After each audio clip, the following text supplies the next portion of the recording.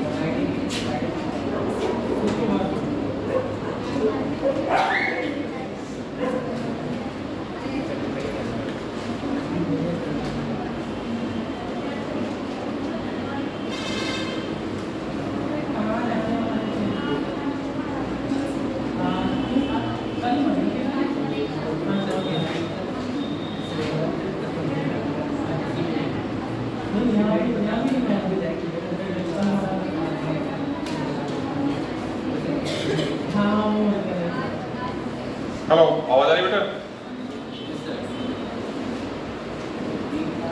देखो last time पे बातें नहीं पढ़ा।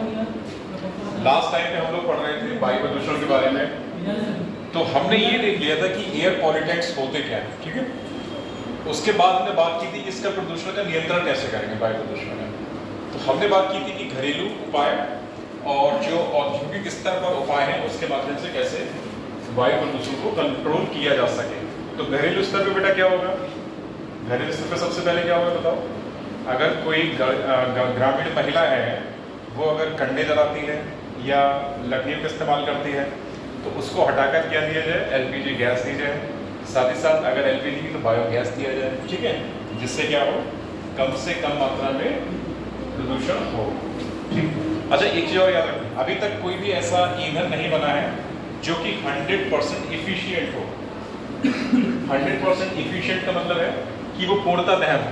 ऐसा कोई ईंधन नहीं है जो कि पूर्णतः दहन हो या जिसका पूर्णतः ही क्या हो, दहन हो, ठीक है। तो सीएनजी क्या करती है वहां पे, या एलपीजी हमारी क्या करती है, ये बहुत कम मात्रा में अवशेष को छोड़ती हैं और कोशिश करती है कि ये पूर्णतः जले, लेकिन ना जलती है, कम से कम मात्रा में क्या करती हैं, ये प्रदूषण को उत्पन्न करती हैं दूसरे कंपाउंड्स की अपेक्षा, ठीक है बेटा। इसके बाद बात की हमने औद्योगिक स्तर पे। तो औद्योगिक स्तर पे हमने बात की थी मार्जक यानी स्क्रबर की, ठीक है, इलेक्ट्रोस्टैटिक प्रेसिपिटेटर की, यानी इसको बोलते हैं स्थिर वैद्युत अवक्षेपक या अवक्षेपित, ठीक है बेटा। फिर इसके बाद बात की कैटालिटिक, कैटालिटिक कन्वर्टर की बात की थी हमने। तो कैटालिटिक कन्वर्टर को क्या बोलते हैं हिंदी में? उत्प्रेरक परिवर्तक, ठीक है बेटा। तो कैटालिटिक कन्वर्टर को हिंदी में क्या बोलेंगे? उत्प्रेरक परिवर्तक, ठीक है। जरा इनके बारे में थोड़ा सा देखो क्या है।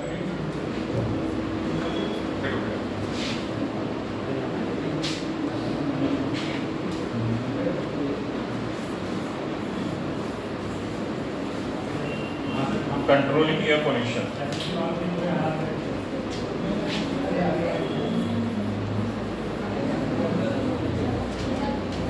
ठीक है बेटा, मतलब वायु प्रदूषण को कैसे नियंत्रित किया जा सके।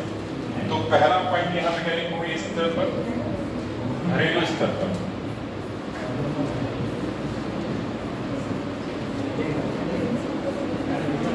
इसमें क्या लिखोगे?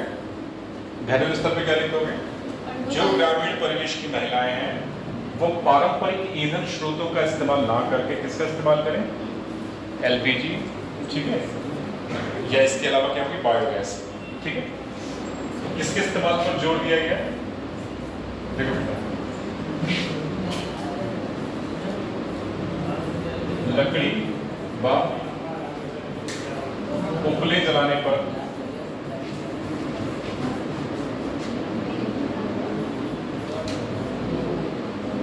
जलाने को लेकर उपले के स्थान, ऐसे उपले के स्थान पर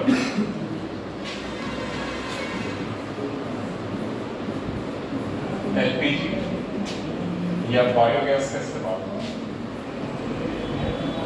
महंगी नहीं पड़ेगी मतलब, ठीक है। तो घरेलू स्तर पे क्या लिखोगे? लकड़ी को उपले के स्थान पर क्या होगा? एलपीजी को बायोगैस का इस्तेमाल। बात करते हैं अगला औद्योगिक स्तर पर। औद्योगिक स्तर पर।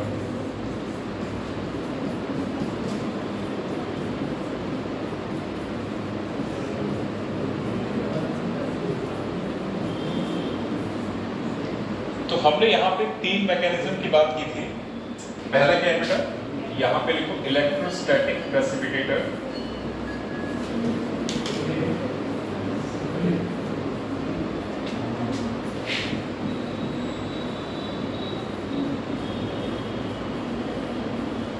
हिंदी में लिख दो इसको स्थिर वैद्युत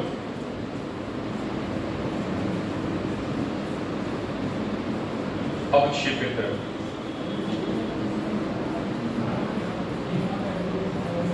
ठीक है, पहला ये हो जाएगा।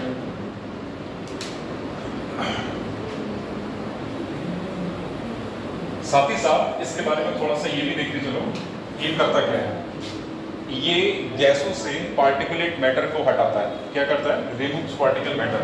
तो क्या करता है बेटा, पार्टिकुलेट मैटर को हटाता है, पार्टिकुलेट मैटर को हटाता है। और लगभग कितना परसेंट पार्टिकुलेट मैटर को हटाएगा ये, 99%। 99% तक पीएम का मतलब पार्टिकुलेट मैटर को हटाता है। ठीक है बेटा, इतनी बात समझ में आ गई। अब इसका एक छोटा सा डायग्राम देखो तो और क्लियर हो जाएगा। हाँ, कॉस्ट वाला महंगा पड़ता है कैटालिटिक कन्वर्टर की। कैटालिटिक कन्वर्टर वाला है वो महंगा पड़ेगा, क्योंकि उसमें क्या होता है, महंगी धातुओं का इस्तेमाल होता है एज एन अपचायक। ठीक है, जो हम कैटालिटिक कन्वर्टर की बात करते हैं, प्रेरक परिवर्तक, उसमें महंगी धातुओं का इस्तेमाल होता है।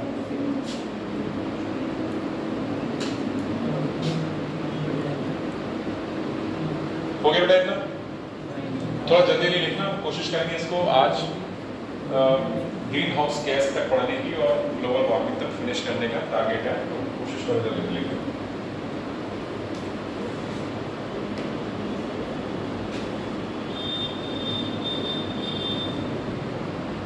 ठीक है बेटा, आगे चलते हैं।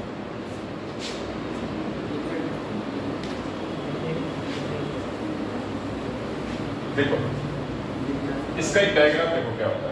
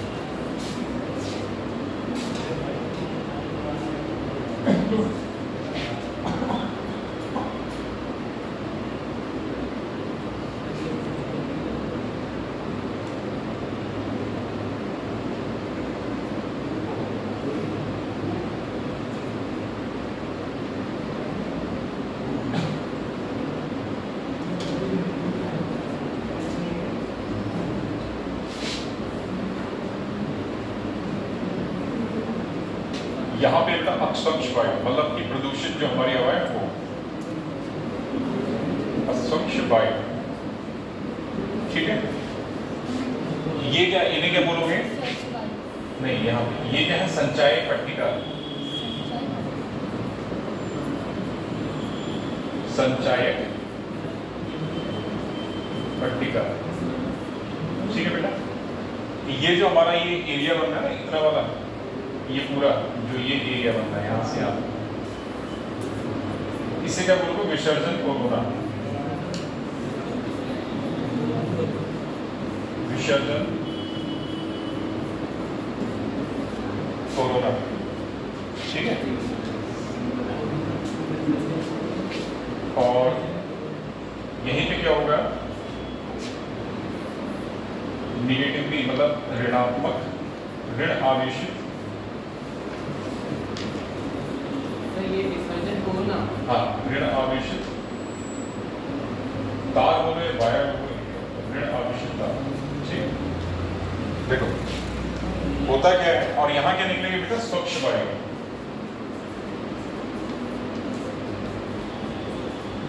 विसर्जन कोरोना क्या करेगा, जो इलेक्ट्रॉन्स हैं उनको क्या करेगा, विसर्जित करेगा। इसका काम क्या हो जाएगा, इलेक्ट्रॉन्स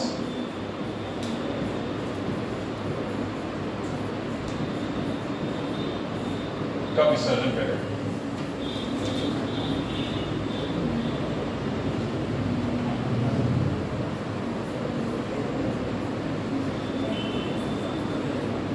ठीक है बेटा, देखो यहां से अगर हम अक्षक्ष वायु को भेज रहे हैं अंदर, ठीक है, तो वायु में क्या होंगे, पार्टिकुलेट मैटर होंगे।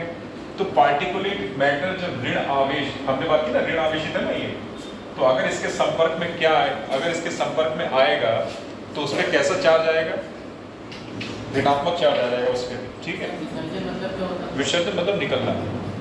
ठीक है, विसर्जन मतलब निकलना या एक तरीके से बाहर निकालना, तो वो है विसर्जन। तो ये विसर्जन कोरोना है, क्या करेगा, इलेक्ट्रॉन्स को बाहर निकालेगा। ठीक है, और यहाँ से पार्टिकुलेट मैटर आ रहा है। ठीक है, तो पार्टिकुलेट मैटर जैसे ही ऋण आवेश के संपर्क में आएगा उसके ऊपर कैसा चार्ज आ जाएगा, ऋणात्मक चार्ज आ जाएगा। ठीक है, संचयक पट्टिका इन पे कैसा चार्ज है, पॉजिटिव चार्ज है। जैसे ही ये आगे बढ़ेगा, यहाँ से एयर आगे बढ़ेगी तो क्या होगा, पार्टिकुलेट मैटर इन पे गिरेगा, जो पट्टिका है, तभी तो उनका ना संचायक, संचायक मतलब इकट्ठा करना है। तो संचायक पट्टिका पे गिरेगा पार्टिकुलेट मैटर, और जो स्वच्छ वायु होगी वो आगे निकल जाएगी। ठीक है, तो इसकी मैकेनिज्म ये होगी। कैसे होता है, यहाँ पे एक ऋण आवेश जनरेट करते हैं। ठीक है, ऋण आवेश का काम क्या है, पार्टिकुलेट मैटर को ऋण आवेश प्रदान करना। जैसे ही अक्षक्ष वायु आगे बढ़ेगी वो क्या होगी, संचायक पट्टिका से टकराएगी। पार्टिकुलेट मैटर पे कैसा चार्ज है, निगेटिव, और संचायक पट्टिका पे कैसा चार्ज हो रहा है बेटा, पॉजिटिव। ठीक है, तो क्या होगा, पार्टिकुलेट मैटर यहाँ नीचे गिर जाएगा और स्वच्छ वायु आगे निकल जाएगी। ये बेटा है ना, लिखा है ऋण आवेश। और इसका नाम क्या लिखेंगे, स्थिर वैद्युत अवक्षेपित।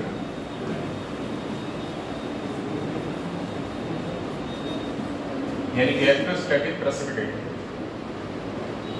ये सेकंड वाले का डायग्राम जो हमने लिखा है यहाँ पे, औद्योगिक क्षेत्र की बात कर रहे थे, तो औद्योगिक क्षेत्र का जो प्रदूषण उसको नियंत्रित करने की पहली युक्ति क्या है, स्थिर वैद्युत अवक्षेपित, इसके बारे में लिखना है। तो यहाँ पे पार्टिकल गिरते हुए दिखा दो, ये इस पे यहाँ पे गिरते हुए दिखा दो। ठीक है, ऐसे कर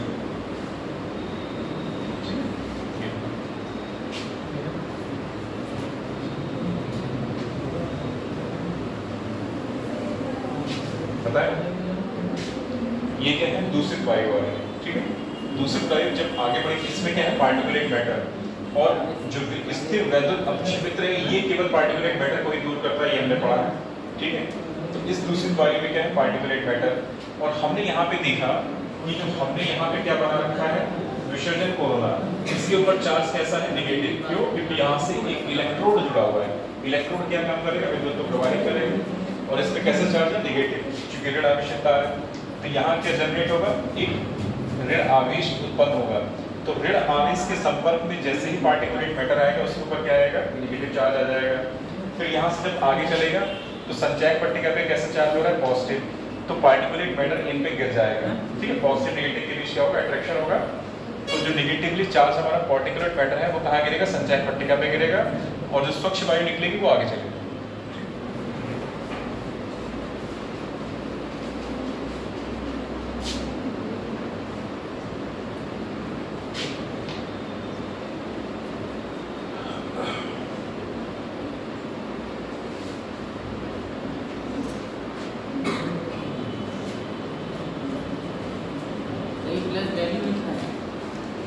पॉजिटिव चार्ज, पॉजिटिव चार्ज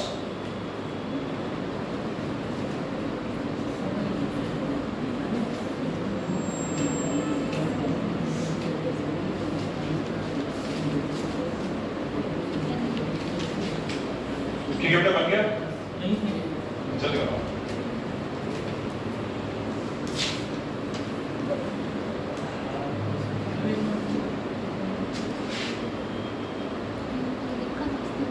ये बहुत कर सकता है।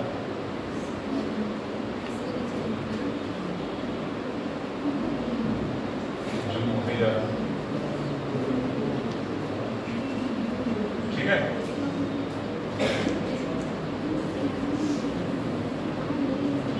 देखो, औद्योगिक क्षेत्र में जो पहली युक्ति थी वायु प्रदूषण को कंट्रोल करने की, वो है स्थिर वैद्युत अवक्षेपित। दूसरी क्या है? स्क्रबर यानी मार्जन।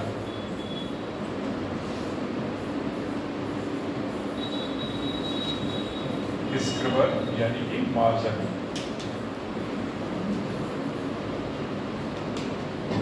इसके द्वारा रिमूव किया जाएगा जो हमारी गैसें हैं, गैसों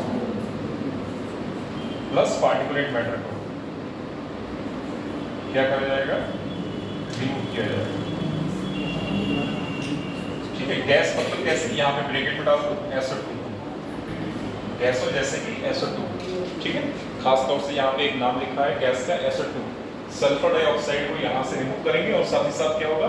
पार्टिकुलेट मैटर को भी यहाँ से रिमूव किया जाएगा। यानी कि ये दोनों को रिमूव करने का काम करेगा जो मार्जक है हमारा, और जो स्थिर वैद्युत अवक्षेपित है ये केवल किसको रिमूव करेगा? पार्टिकुलेट मैटर को।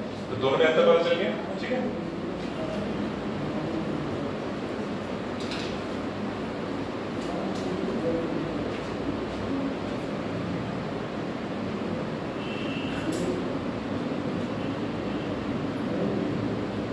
ठीक है बेटा, यहाँ देखते हैं इसको।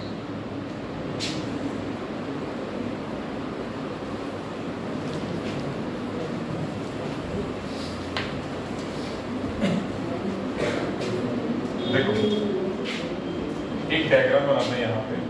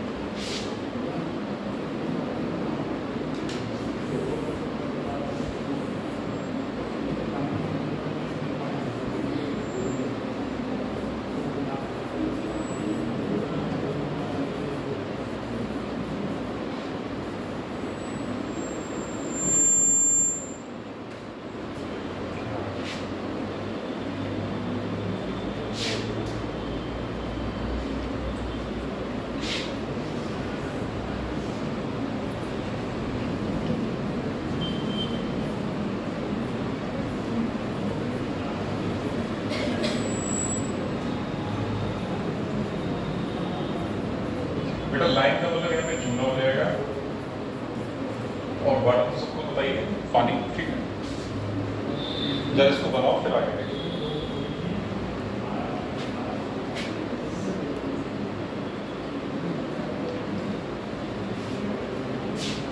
और ये जो डायग्राम बना है ये किसका है? स्क्रबर का, यानी कि मार्जक का।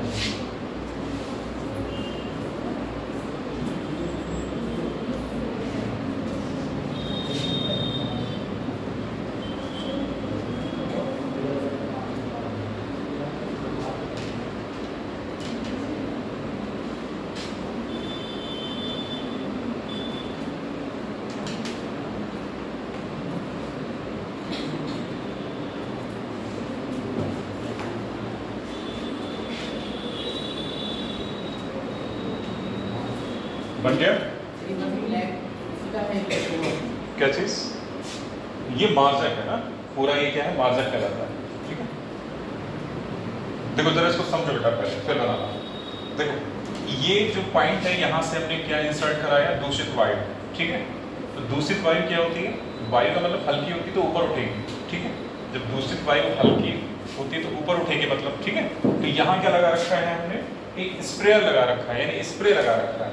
उससे क्या आएगा, चूना या पानी नीचे आएगा। तो यहाँ से क्या आएगा, ये चूना या पानी नीचे आएगा,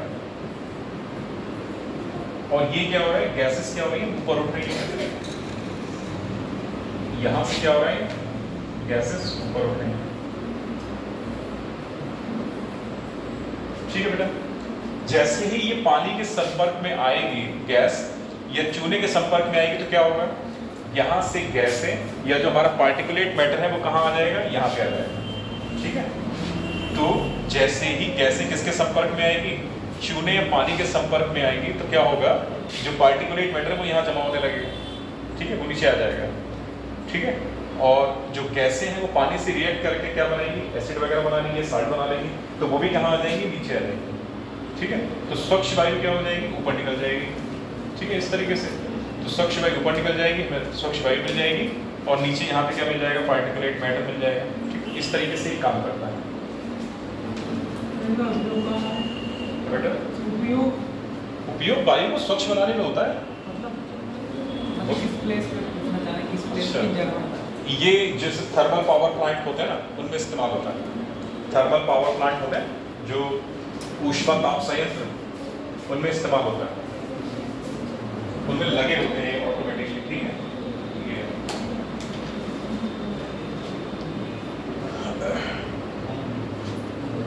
ये हो गया।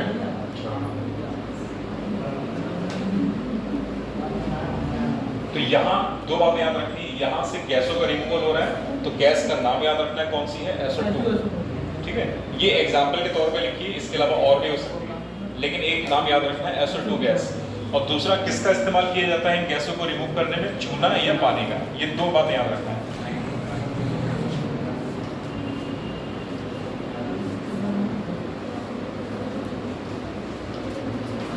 देखो अब हमारा अगला है कैटालिटिक कन्वर्टर। जो तीसरी युक्ति है प्रदूषण को नियंत्रित करने की, वो क्या है, कैटालिटिक कन्वर्टर।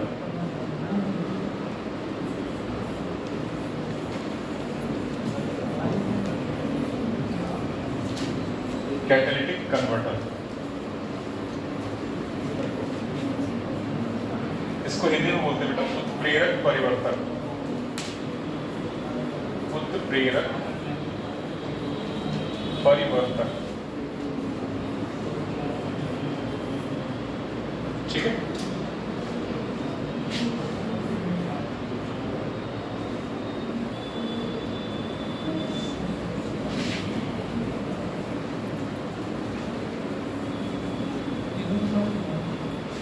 देखो यहां पे क्या होता है, महंगी धातुओं का इस्तेमाल होगा। क्या होगा, महंगी धातुओं का इस्तेमाल होता है।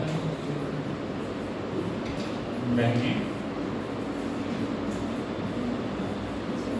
धातुओं का उत्प्रेरक के रूप में इस्तेमाल।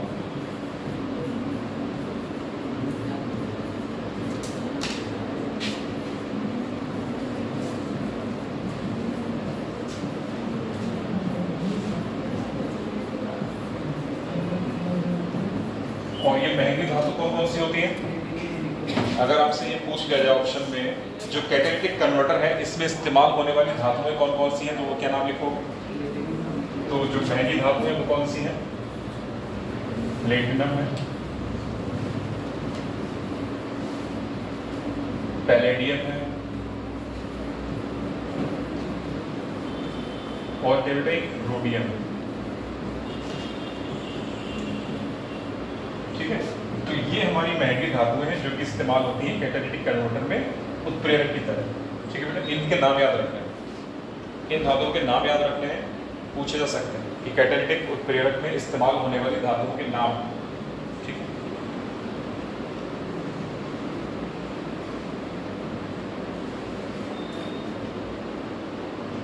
अब ये करती क्या है धातुएं, देखो यहाँ जो अदग्ध हाइड्रोकार्बन होता है, अदग्ध, अदग्ध का मतलब होता है जलने से बच जाना, यानी अनबर्न बोलते हैं इसको, क्या बोलते हैं, अनबर्न, जलने से बचा हुआ, अनबर्न हाइड्रोकार्बन।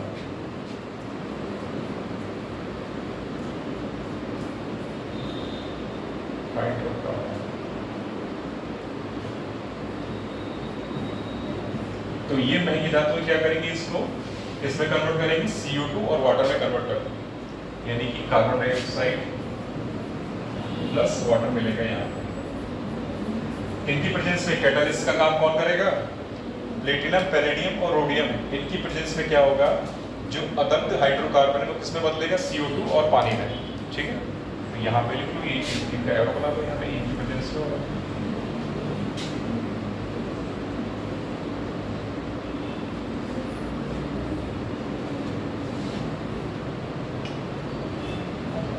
अगला देखो, एक तो इसमें हो गया, जो अनबर्न हाइड्रोकार्बन है किसको बदलती है, किसमें बदलती है, कार्बन डाइऑक्साइड और पानी में। कार्बन मोनोऑक्साइड को किसमें बदलती है, कार्बन मोनोऑक्साइड को बदलती है कार्बन डाइऑक्साइड, ठीक है। हमेशा याद रखना, CO2 की तुलना में कार्बन मोनोऑक्साइड विषैली होती है और ज्यादा नुकसानदायक है कार्बन मोनोऑक्साइड। तो कार्बन मोनोऑक्साइड को किसमें बदलते हैं, ये CO2 में बदलेंगे, ठीक है। अगला देखो,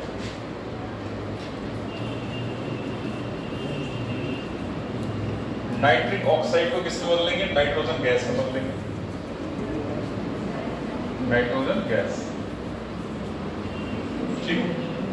तो यहाँ ये 3 रिएक्शन चलती हैं कैटालिटिक कन्वर्टर के माध्यम से। तो इनके रिएक्शन बस केवल याद रखना है कि क्या हो रहा है, ठीक है, लिख लो फटाफट।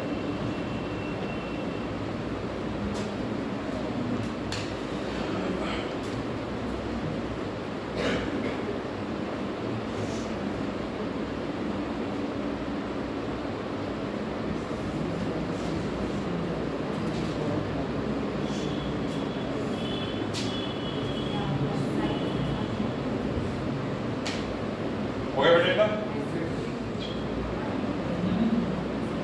हाँ बनाओ।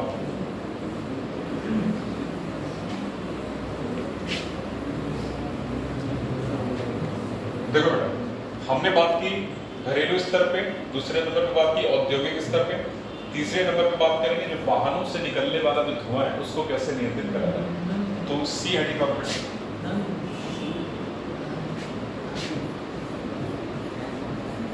वाहनों से निकलने वाली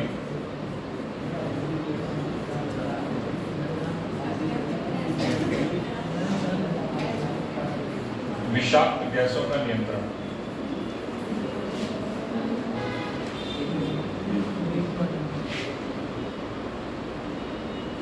वाहनों से निकलने वाली विषाक्त गैसों का नियंत्रण।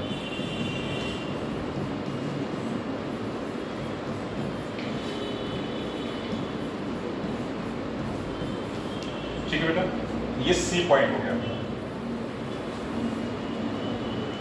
और इसी को लिखते हैं व्हीकुलर, इंग्लिश वाले में क्या लिखेंगे, व्हीकुलर कंट्रोल।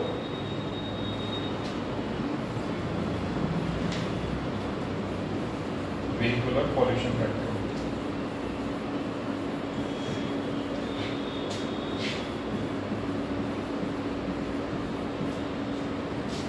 व्हीकल का मतलब वाहन, ठीक है, तो व्हीकल से बन गया व्हीकुलर पॉल्यूशन कंट्रोल।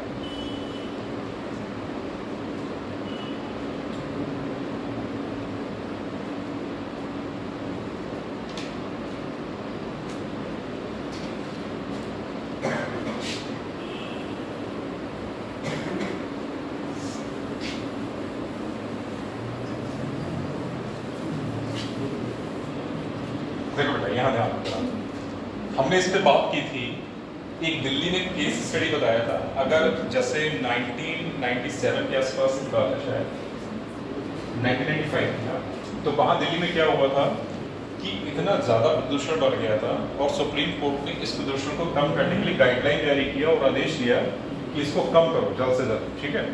तो दिल्ली की सरकार या जो भी केंद्र की सरकार, उसने क्या किया जितने भी जो पुरानी बसें हैं जो कि डीजल या पेट्रोल से चल रही हैं उनको किस में कन्वर्ट किया, सीएनजी में। ठीक है, तो वाहन यानी कि जो हमारे पुराने वाहन हैं उनको किस में कन्वर्ट करा, सीएनजी में, ताकि वो सीएनजी से चल सके। क्यों सीएनजी में कन्वर्ट करा, तो उसकी वजह थी कि सीएनजी क्या है, पेट्रोल और डीजल की अपेक्षा सस्ता है। दूसरा, इसमें पेट्रोल और डीजल की जैसे मिलावट संभव नहीं है। और तीसरा क्या है, पेट्रोल और डीजल की जैसे इसकी चोरी नहीं हो सकती। लेकिन इसमें एक समस्या है, इसमें समस्या क्या है, इसकी ट्रांसपोर्टेशन की समस्या है। इसकी पाइपलाइन बिछाना सबसे क्या कहते हैं कठिन काम होता है। क्यों, क्योंकि हाईली जो है क्या होती है, ज्वलनशील होती है। और एक तो गैसियस फॉर्म में, जहाँ से भी अगर थोड़ा सा भी लीकेज हुआ तो जितने एरिया में वो होगी, रिसाव होगा उसका, उस सब एरिया खत्म कर देंगे। ठीक है, तो एक तो समस्या ये है। ठीक, यानी कि इसका एक जगह से दूसरे स्थान पर ले जाना संभव नहीं है। क्यों संभव नहीं, क्योंकि पाइपलाइन के माध्यम से पाइपलाइन में रिसाव हो सकता है, हाईली इन्फ्लेमेबल होती है। ठीक है बेटा, हाँ हो रहा है, बात अलग है, कर रहे हैं धीरे धीरे, टेक्नोलॉजी हमारी एडवांस हो रही है तो धीरे धीरे एलपीजी जो है घर तक डायरेक्ट पहुँच रही है। ठीक है, फिलहाल इसमें ये याद रखना है कि इसका ट्रांसपोर्टेशन संभव नहीं है। ठीक है, तो इसमें क्या करोगे, पेट्रोल, पहला पॉइंट लिखो, पेट्रोल या डीजल वाहनों को किसमें कन्वर्ट कर दिया, सीएनजी वाहन। ठीक है, तो पेट्रोल और डीजल वाहनों को किसमें कन्वर्ट करा, सीएनजी वाहन। सीएनजी में क्यों कन्वर्ट करा, तो यहां पर लिखो सीएनजी के फायदे।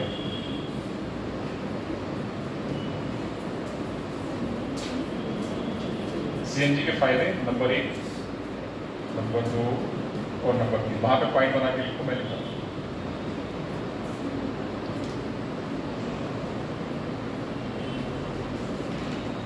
पेट्रोल और डीजल वाहनों को किसमें कन्वर्ट कर रहे हैं, सीएनजी वाहनों में। ठीक है बेटा, क्यों कर रहे हैं सीएनजी में कन्वर्ट क्यों कर रहे हैं, तो सीएनजी के फायदे लिखो वहां।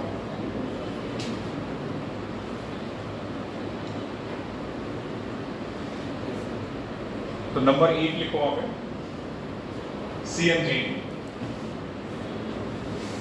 सीएनजी पेट्रोल और डीजल की तुलना में,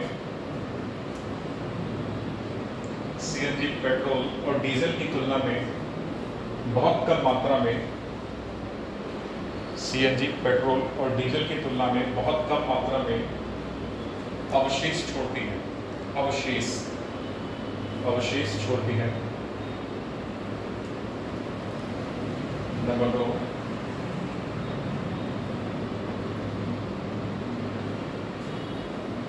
सीएनजी पेट्रोल व डीजल की तुलना में अपेक्षाकृत सस्ती है। सीएनजी पेट्रोल व डीजल की तुलना में अपेक्षाकृत सस्ती है। बहुत कम सस्ती का मतलब नहीं समझे क्या, मैं कह रहा हूँ पेट्रोल से थोड़ी सस्ती है, मतलब 2-4 रुपए फिलहाल सस्ती माना जाए। चलो, अपेक्षाकृत सस्ती। नंबर 3,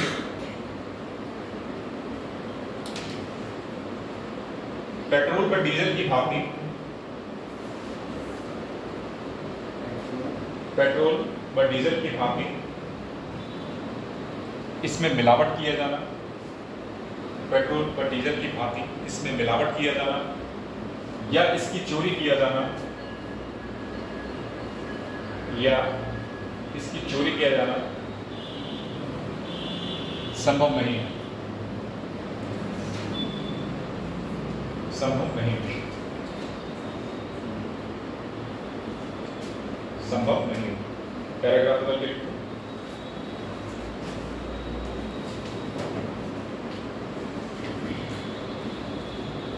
उपर्युक्त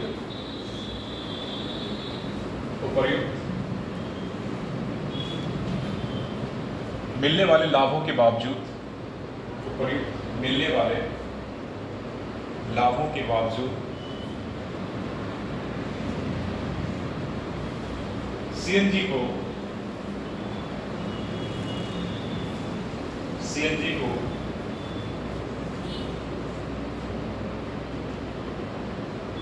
भारत के हर क्षेत्र में सीएनजी को भारत के हर क्षेत्र में इस्तेमाल करना संभव नहीं है। सीएनजी को भारत के हर क्षेत्र में इस्तेमाल करना संभव नहीं है क्योंकि इसका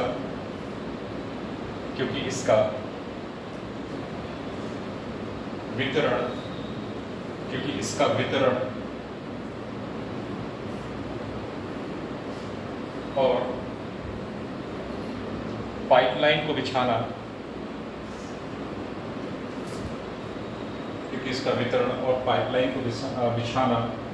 आसान नहीं। ठीक है बेटा। तो सीएनजी के फायदे क्या है, लेकिन सीएनजी की पहुंच अभी तक नहीं है, उसकी वजह भी लिखी। ठीक है, वितरण संभव नहीं है मतलब पाइपलाइन बिछाना संभव नहीं है। ठीक, यहाँ हो गया। नंबर 2 करके लिखो। ये तो था कि हमने कहा वाहनों को किसमें कन्वर्ट करें, सीएनजी वाहन। नंबर 2 करके लिखोगे बेटा यहाँ पे।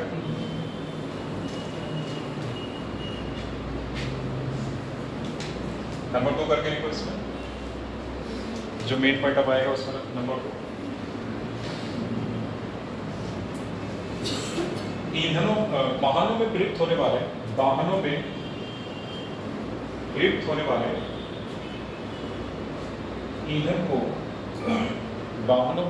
वाले ईंधन को शीशा रहित बनाया जाए। वाहनों में प्रयुक्त होने वाले ईंधन को शीशा रहित बनाया जाए तथा गंधक की मात्रा को नियमित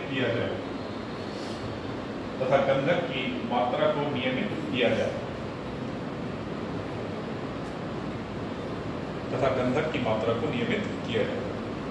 ठीक, जो दूसरा पॉइंट लिखा है उसके नीचे एरो देके इस तरीके से लिखो। जो दूसरा पॉइंट लिखा है ना उसमें इस तरीके से नीचे एरो देके लिखो। इस हेतु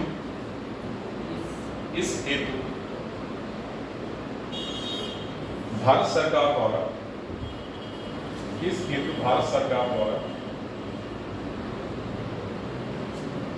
नई स्वचालित वाहन ईंधन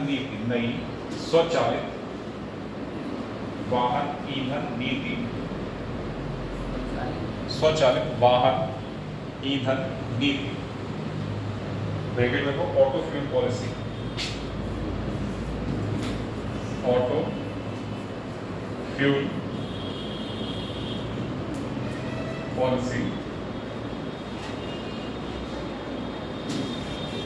को अपनाया गया।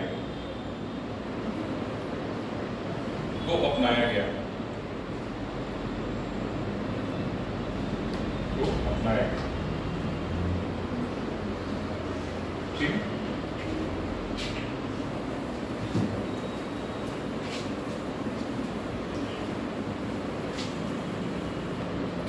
अगली लाइन से भारत में इस हेतु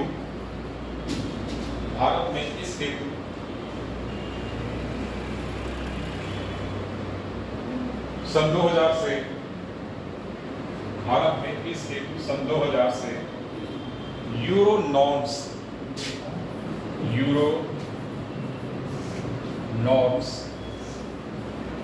का मतलब है मानक। यूरो का मतलब क्या है, यूरोपियन कंट्रीज में था पहले। यूरो का मतलब ये है कि सबसे पहले लागू कहाँ होता है, यूरोपियन कंट्रीज में होता, इसीलिए इसका क्या नाम दिया यूरो, और नॉर्म्स का मतलब था मानक। तो यूरो मानक क्या लिखा बेटा, पूरा सेंटेंस पढ़ो जरा, पूरा सेंटेंस पढ़ो।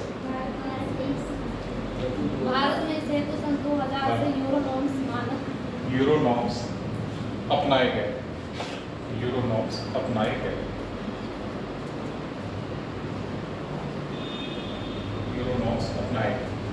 ठीक है बेटा, तो यूरो नॉर्म्स हो गए। अब यूरो नॉर्म्स में जो हमारा सेकंड हेडिंग चल रहा था उसी में ऐसे करके लिखो, पॉइंट बना के नंबर लिखो। BS3 BS, और रोमन में लिखेंगे बेटा, रोमन में 3, और इसी को बोलते हैं euro third mark.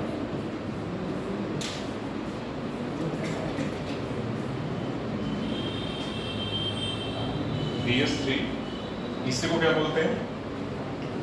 Euro third mark. ठीक है। अच्छा एक चीज और, BS2 क्यों नहीं आया इससे पहले? क्योंकि जब हमने नॉर्म्स को अपनाने की बात की तो उसमें BS3 चल रहा था, तो हम 2 को क्यों अपनाएंगे? बात समझ जाएगी। जिस समय इनको अपनाने की बात चल रही थी, यूरो कंट्रीज में क्या चल रहा था? BS3 चल रहा था, तो हम 2 को क्यों अपनाएंगे? जाहिर सी बात है हम यूरो 3 को अपनाएंगे। ठीक है, तो यूरो 3 नहीं अपनाया गया, ठीक, यानी कि यूरो 3 भारत में लागू नहीं है, तो BS3 अपनाया गया, और पूरे भारत में लागू कब से हो रहा है? तो 2017 से। तो इसमें यहाँ पे एक बात लिखते हैं, नीचे एरो करके लिखो यहाँ पे BS5 लेंगे। ठीक है, पहले लिखो, आगे इसमें चलते हैं। इसे पूरे भारत में 2017 से अपनाया गया। इसे पूरे भारत में 2017 से अपनाया गया। अब जाहिर सी बात 2000 से लेकर 2017 का गैप है ना, इस दौरान क्या चल रहे थे? BS2 चल रहे थे। जैसे ही BS3 आया, हमने BS2 को क्या करा? बंद कर दिया, तो BS3 को अपना लिया। ठीक है, ये क्या लिखा बेटा? इसे पूरे भारत में 2017 से अपनाया गया। अब ये होता क्या जरा देखो, इसमें क्या करा बेटा? जो सल्फर की मात्रा है, सल्फर की मात्रा का ईंधन में नियंत्रण करना। ठीक है, सल्फर की मात्रा, ठीक है, इसमें सल्फर की मात्रा डीजल में कितनी होनी चाहिए और पेट्रोल में कितनी होनी चाहिए, इसका निर्धारण किया गया इसके तहत।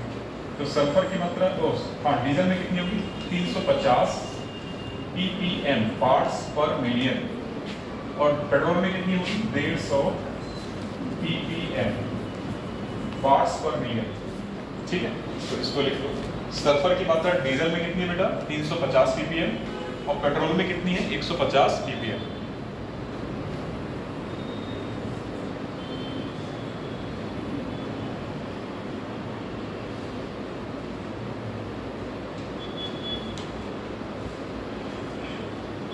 हो गया?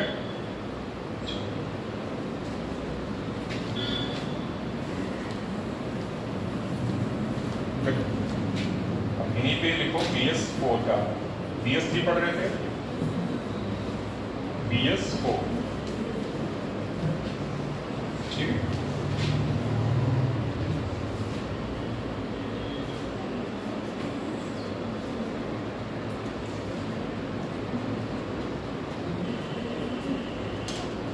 एक थोड़ा सा करेक्शन करना, ये जो 2017 की तारीख वहां लिखी है ना, वो इसकी है, तो वहां पे थोड़ा सा करेक्शन कर लो।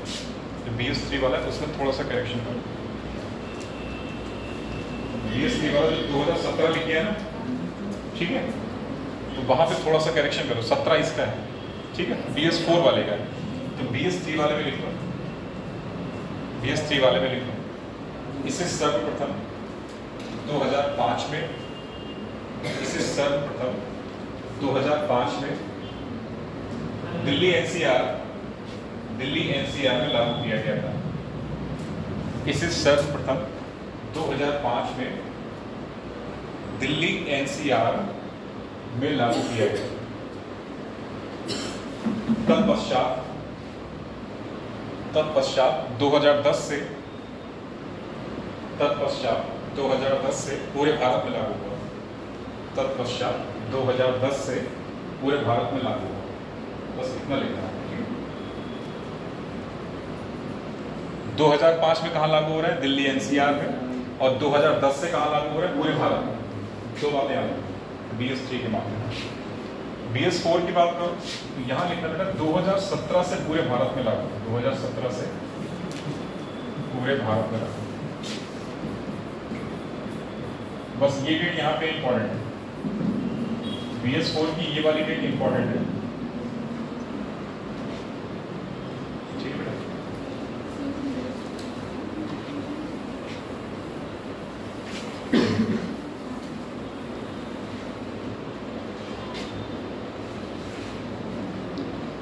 कोड 2017 से पूरे भारत में लागू है। बस इतना यहाँ पे, ये तारीख यहाँ पे इम्पोर्टेंट है। अच्छा, इसमें क्या करते हैं, जो सल्फर की मात्रा है, सल्फर की मात्रा को डीजल और पेट्रोल में कितना लिमिट करने की बात की गई है, 50 ppm। घटा के कितना करना है, 50 ppm। किसमें,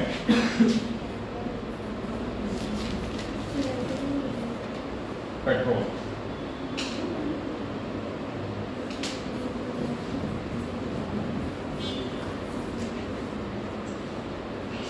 ठीक है, तो यहां पे घटा के कितनी करना है, 50 ppm।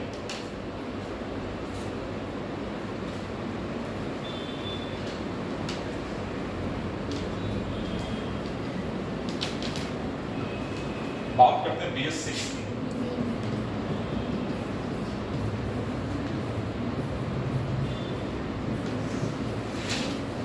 BS5 हमारे देश में लागू नहीं हुआ, ठीक है, BS5 हमारे देश में लागू नहीं हुआ। BS5 की जगह डायरेक्ट क्या आया है, BS6। उसकी वजह ये सकती है क्योंकि जब BS5 लागू करना चाहिए था उस समय क्या आ चुका था, BS6 आ चुका था। जाहिर सी बात है किसको लागू करेंगे, BS6 को लागू करेंगे। ठीक है, तो पॉसिबल वजह उसकी क्या है कि जब हमें BS5 लागू करना चाहिए था उस समय क्या आ गया था, BS6 आ गया था, तो हम BS5 को लागू क्यों करते हैं, ठीक है ना, तो BS6 को हमने फिर लागू किया। अच्छा, एक चीज यहाँ पे इंपॉर्टेंट ये हो जाती है BS6 के बारे में। देखो 2018 में लागू किया गया इसको, दिल्ली NCR प्लस 13 जिलों में, इसमें लागू किया गया।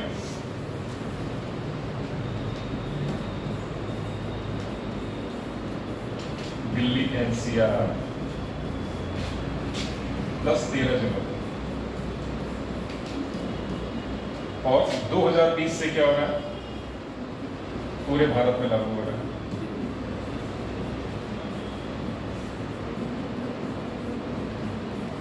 इसकी डेट इंपॉर्टेंट है बेटा, 2018 के इंपॉर्टेंट है, 2020 के इंपॉर्टेंट है।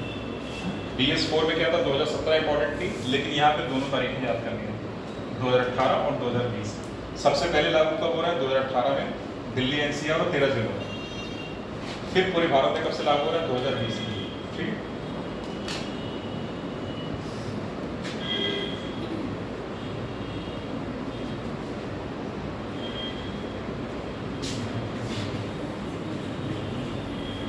इसने क्या करा, इसने सल्फर की मात्रा को कितना करा, 10 ppm।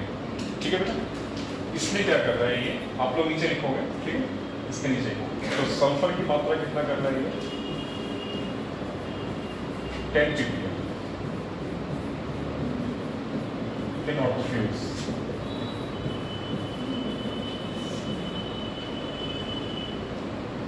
ppm इन ऑटोफ्यूज, मतलब वाहनों में ये होता है, ठीक है। उसमें सल्फर की मात्रा कितनी कर रहा है बेटा, 10 ppm इन ऑटोफ्यूज।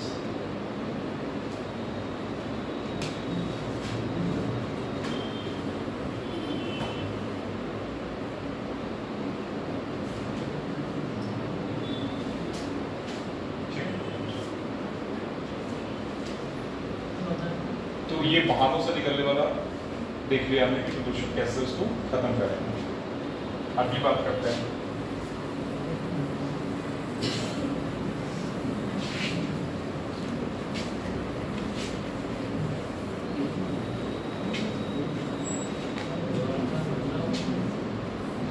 छोटा सा हेडिंग दो वहां पे, वायु प्रदूषण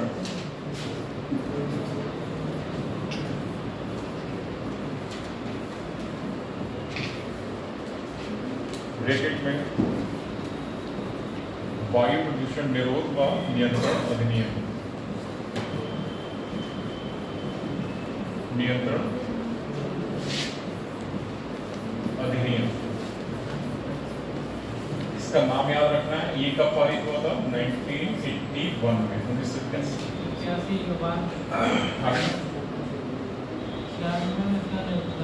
1981।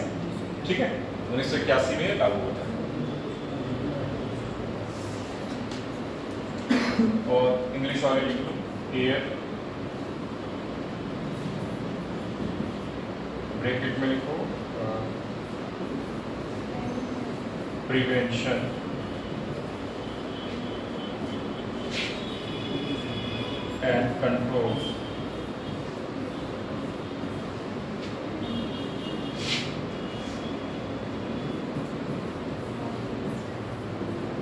पॉल्यूशन एक्ट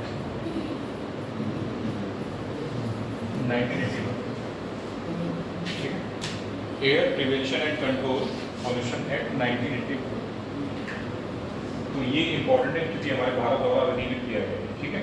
किस लिए अधिनियमित किया गया? वायु की गुणवत्ता में सुधारने से, वायु की गुणवत्ता को सुधारने के लिए अधिनियमित किया गया। तो जाहिर सी बात है, वायु की गुणवत्ता में सुधारने के लिए।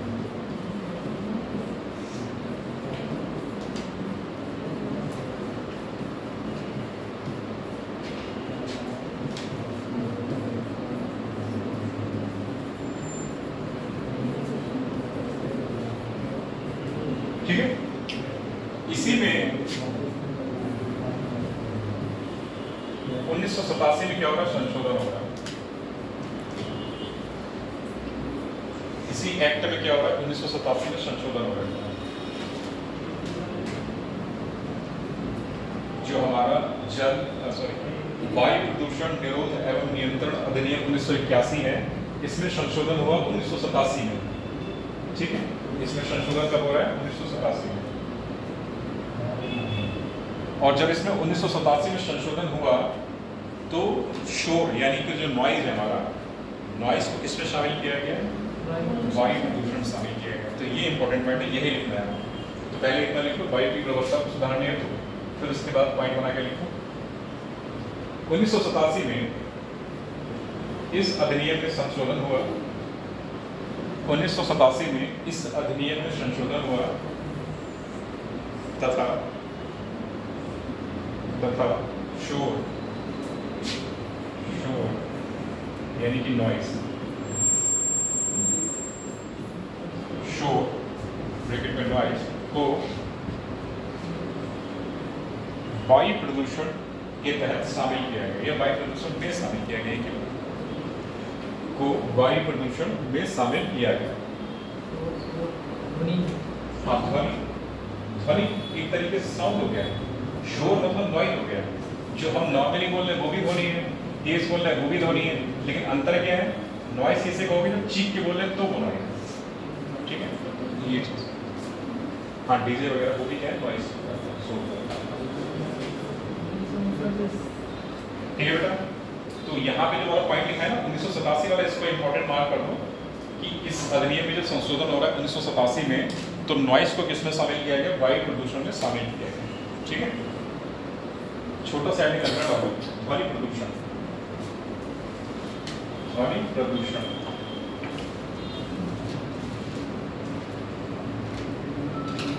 ध्वनि प्रदूषण,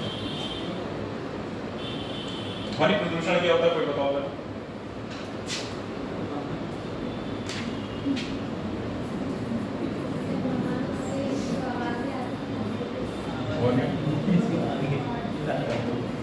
प्रदूषण, और इसको लिखते हैं नॉइस पॉल्यूशन।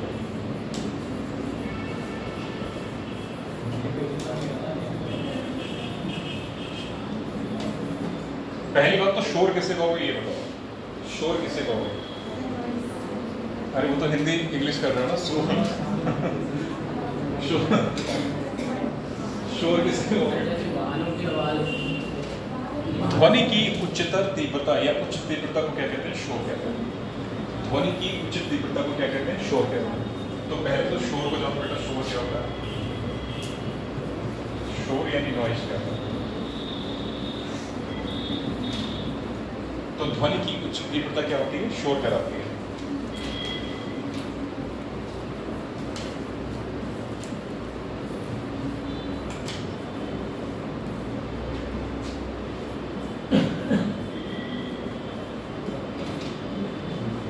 ठीक है, तो ध्वनि की उच्च तीव्रता क्या कहलाएगी? शोर।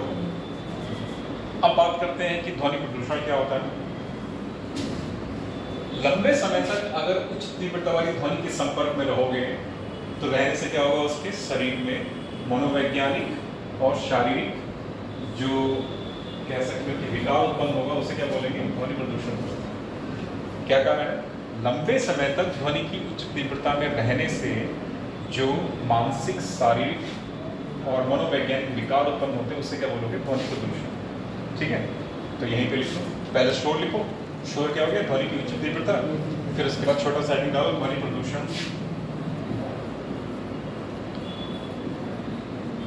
और ध्वनि प्रदूषण में लिखो बेटा, ध्वनि प्रदूषण में लिखो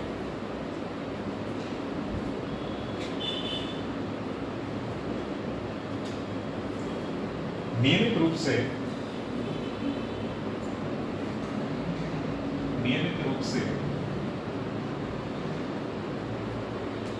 ध्वनि की उच्च तीव्रता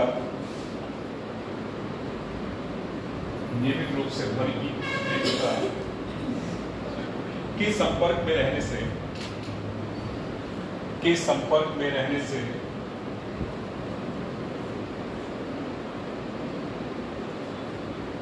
प्राणियों में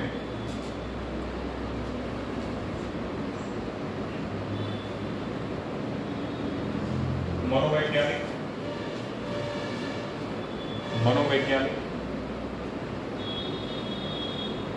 और शारीरिक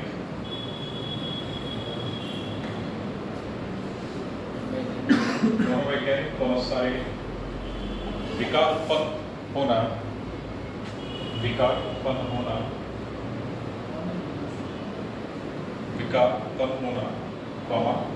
ध्वनि प्रदूषण कहलाता है।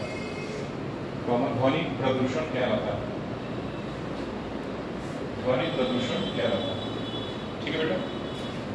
तो अगर लंबे समय तक हम उच्च तीव्रता वाली ध्वनि के संपर्क में रहेंगे तो क्या होगा, विकार उत्पन्न होंगे और साथ ही साथ वो क्या कहलाएगा, ध्वनि प्रदूषण कहलाएगा।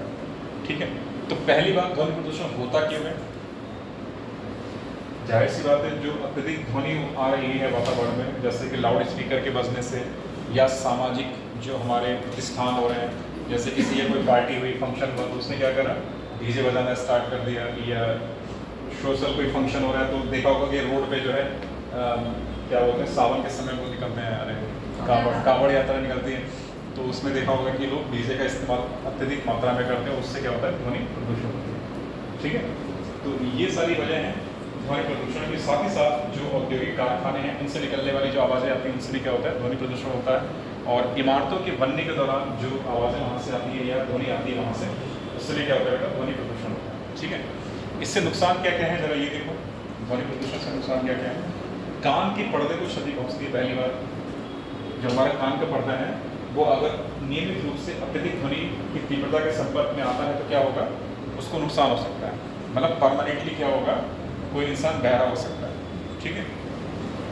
दूसरा क्या कह रहा है, अगर कोई व्यक्ति सो रहा है, तुमने पास में जाके एक डीजे चला दिया तो उसकी क्या होगी, नींद हराम हो गई, मीन्स अनिद्रा। तो अनिद्रा भी जो है बड़ी हुई उच्च तीव्रता वाली ध्वनि का क्या है, कारण हो सकता है, उसका परिणाम है मतलब। ठीक है। और क्या हो सकता है, जो पल्स रेट है हमारा, हृदय की गति है, वो भी बढ़ जाती है। ठीक है। अगर हम नियमित रूप से बढ़ी हुई ध्वनि के संपर्क में रहेंगे तो क्या होगा, हमारा पल्स रेट या हृदय जो स्पंदन की दर है वो क्या हो जाएगी, बढ़ जाती है। श्वसन दर बढ़ जाती है, सांस लेने की जो है वो गति बढ़ जाती है। ठीक है। तो यहाँ पे 2-3 बातें लिख लो, ये सब लिखो फटाफट। ध्वनि प्रदूषण से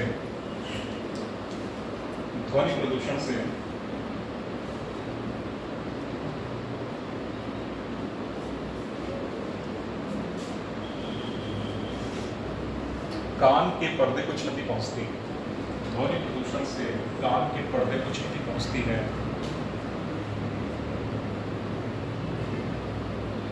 ध्वनि प्रदूषण से कान के पर्दे को क्षति पहुंचती है। नंबर 2, यह अनिद्रा का कारण बनता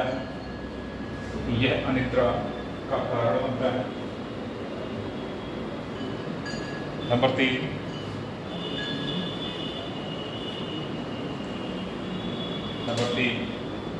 हृदय स्पंदन दर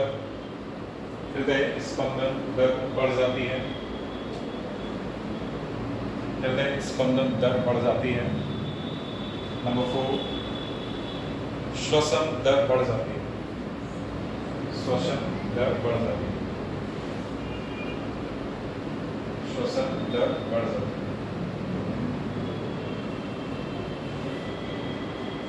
पैराग्राफ चेंज करके लो। ध्वनि की तीव्रता को ध्वनि की तीव्रता को डेसिबल में मापा जाता है। डेसिबल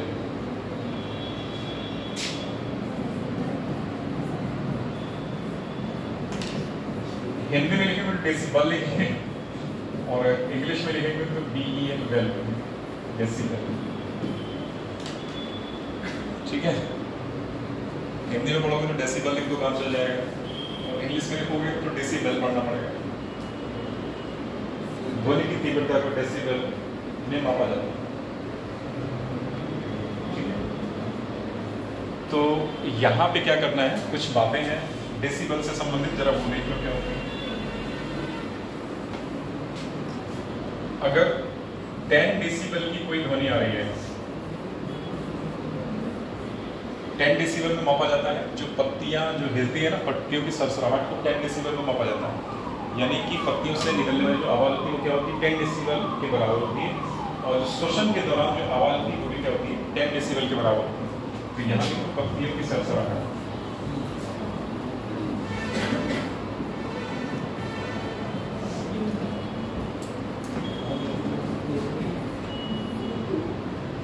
ठीक है बेटा, पत्तियों की सरसराहट।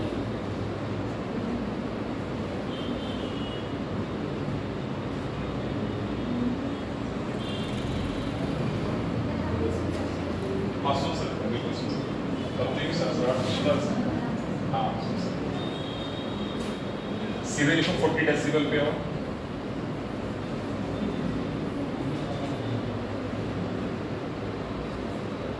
शांत वार्तालाप, शांत वार्तालाप को कितने डेसिबल पे रखा जाएगा,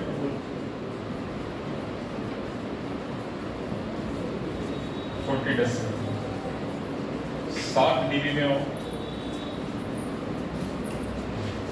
60 dB में क्या रखा जाएगा, सामान्य बातचीत या तेजी से बातचीत करना।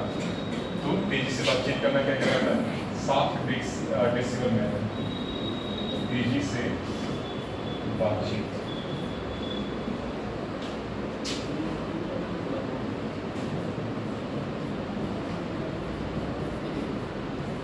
ये 60 डेसिबल में आएगा। ठीक है बेटा, जो एग्जाम में इंपॉर्टेंट होता है वो ये होता है, 40 डेसिबल पर पूछा जाता है। ठीक है, शांत वार्तालाप को किस डेसिबल में मापा जाता है, 40 डेसिबल में। ठीक है ना, 60 से ऊपर हो गया, 60 या 60 से ऊपर चीखना गिरा है। ठीक, चीख के बात करना। और एक चीज, जो औद्योगिक जो क्षेत्र है उनका जो डेसिबल माना कि वो कितना है, 70 डेसिबल है। जो औद्योगिक क्षेत्रों से जो ध्वनि आ रही है 70 से 75 डेसिबल के करीब। ये कहाँ से आनी चाहिए, औद्योगिक क्षेत्रों से।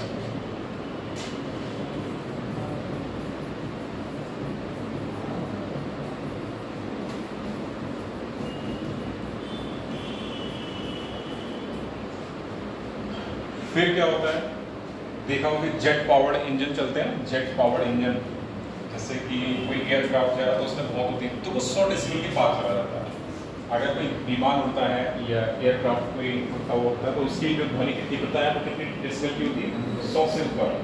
ठीक है, तो इतना लिखने के बाद एक टेबल बनाते हैं। ठीक, इतना हो गया बेटा, एक छोटी सी टेबल बना रहे हैं।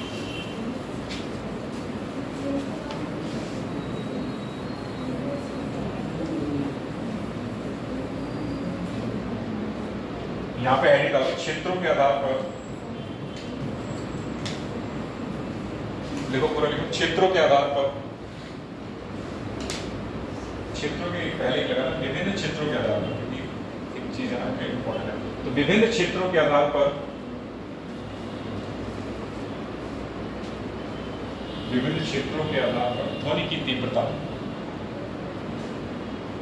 ध्वनि की तीव्रता की स्वीकृति। विभिन्न क्षेत्रों के आधार पर ध्वनि की तीव्रता की स्वीकृति। विभिन्न क्षेत्रों के आधार पर ध्वनि की तीव्रता की स्वीकृति। देखो बेटा यहाँ पे, तो यहाँ पे एक हेडिंग बना लो, एरिया कोड।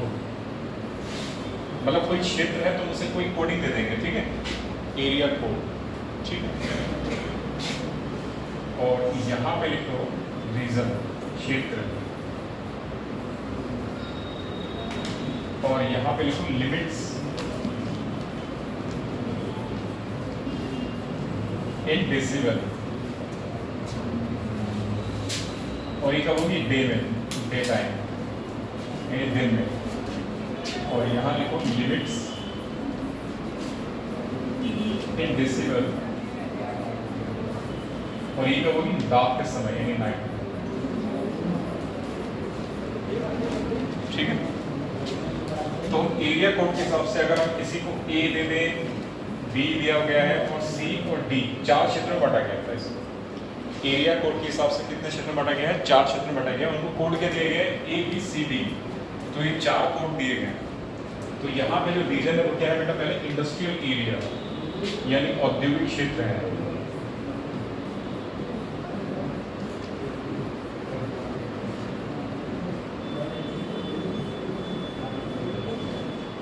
बी का मतलब हो गया यहाँ पे व्यावसायिक क्षेत्र, व्यावसायिक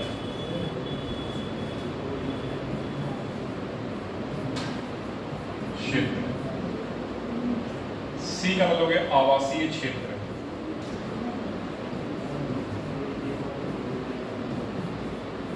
और डी का मतलब हो गया शांत क्षेत्र। ठीक है, तो औद्योगिक क्षेत्रों में दिन के समय डेसिबल का मानक क्या होगा? यहाँ पे 75 डेसिबल से 70 डेसिबल। ठीक है, तो दिन के समय औद्योगिक क्षेत्रों का मानक क्या होगा? 75 डेसिबल, और रात के समय कितना निर्धारित किया गया? 70 डेसिबल। ऐसे जो व्यावसायिक क्षेत्र हैं इनका दिन के समय का मानक है 65 डेसिबल, और रात के समय का मानक है इनका 55 डेसिबल। आवासीय क्षेत्र है इनका दिन के समय का मानक है बेटा 55 डेसिबल, और रात के समय का मानक है इनका 45 डेसिबल। शांत क्षेत्र का मानक है हमारा 50 डेसिबल एट डे टाइम, और यहां पे आ जाओ 40 डेसिबल एट नाइट टाइम, मतलब दिन का। ठीक है, तो ये टेबल बना देंगे।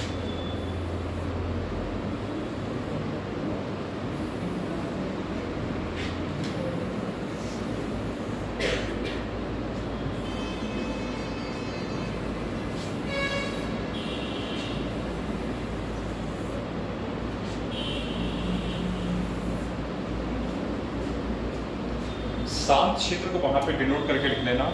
शांत क्षेत्र क्या होता है? इसको लिखो अस्पताल, स्कूल, सरकारी कार्यालय। शांत क्षेत्र में जो आ रहे हैं उनको लिख लो। शांत क्षेत्र में डिनोट करके लिख लो वहीं पे। शांत क्षेत्र के तहत अस्पताल, स्कूल तथा सरकारी कार्यालय को शामिल किया जाता है। शांत क्षेत्र के तहत अस्पताल, स्कूल तथा सरकारी कार्यालय को शामिल किया जाए।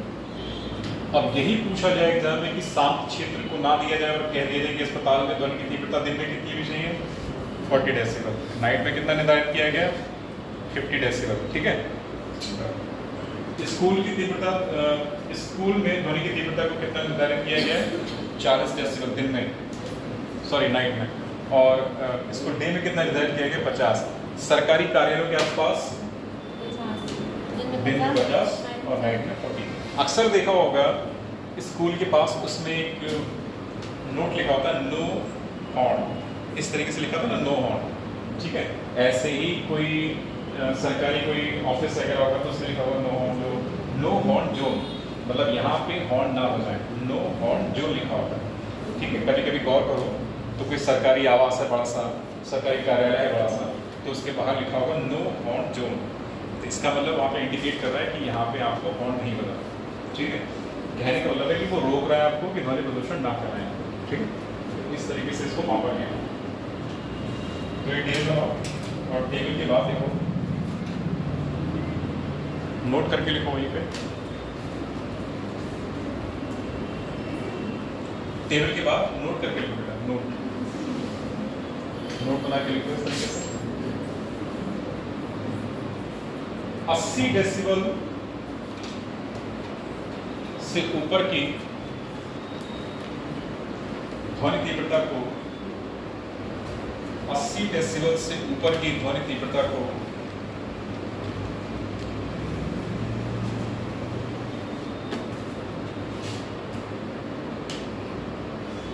ध्वनि प्रदूषण में शामिल किया जाता है, 80 डेसिबल से ऊपर की ध्वनि तीव्रता को ध्वनि प्रदूषण में शामिल किया जाता है। ठीक है, अब जरा यहाँ सुनो। अक्सर देखा होगा रोड के दोनों तरफ अशोक के पेड़ लगाए जाते हैं। कभी देखा है? रोड के दोनों तरफ अशोक के पेड़ या नीम के पेड़ लगाए जाते हैं। उसकी वजह अशोक के पेड़ की जो कैनोपी है, मतलब उसका जो एक कवर है ना, ट्री कवर बोलते हैं, पेड़ों का एक तरीके से क्या बोलेंगे, सपोज ये पेड़ है तो इस तरीके से देखा होगा अशोक का पेड़ आता है, तो ये जो इसका एरिया बनेगा कहलाएगा कैनोपी, कहलाएगा कैनोपी। ठीक है, तो कैनोपी इसकी क्या होती है, काफी घनी होती है, काफी घनी होती है अशोक के पेड़ की कैनोपी। ठीक है बेटा, तो ये क्या करती है, ध्वनि को अवशोषित करती है। इनको रोड के दोनों तरफ लगाने की वजह है, या किसी सरकारी आवास के चारों तरफ लगाने की, सरकारी कार्यालय के चारों तरफ लगाने की वजह क्या होती है कि ये ध्वनि को अवशोषित करती है, मीन्स ध्वनि की तीव्रता को घटाने का काम करती है। ठीक है, तो इन्हें क्या बोलते हैं, ग्रीन मफलर्स। एक नाम होता है ग्रीन मफलर्स, सुना? तो हेडिंग में लिखोगे ग्रीन मफलर्स, ग्रीन मफलर्स।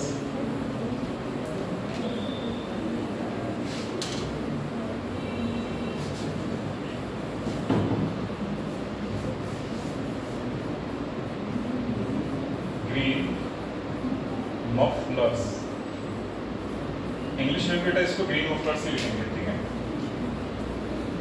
तो हिंदी में भी और इंग्लिश में एक ही मफलर्स।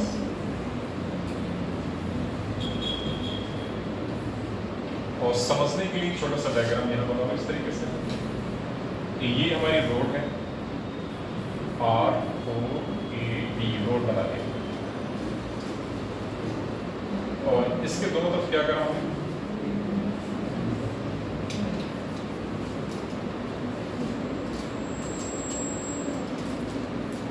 पेड़ लगा दिए।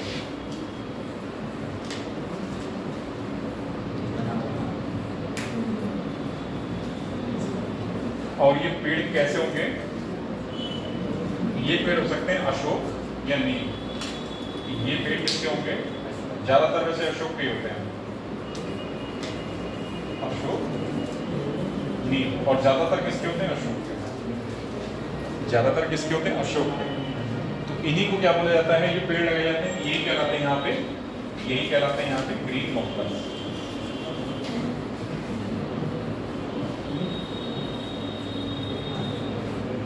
काम क्या होता है, टू एब्जॉर्ब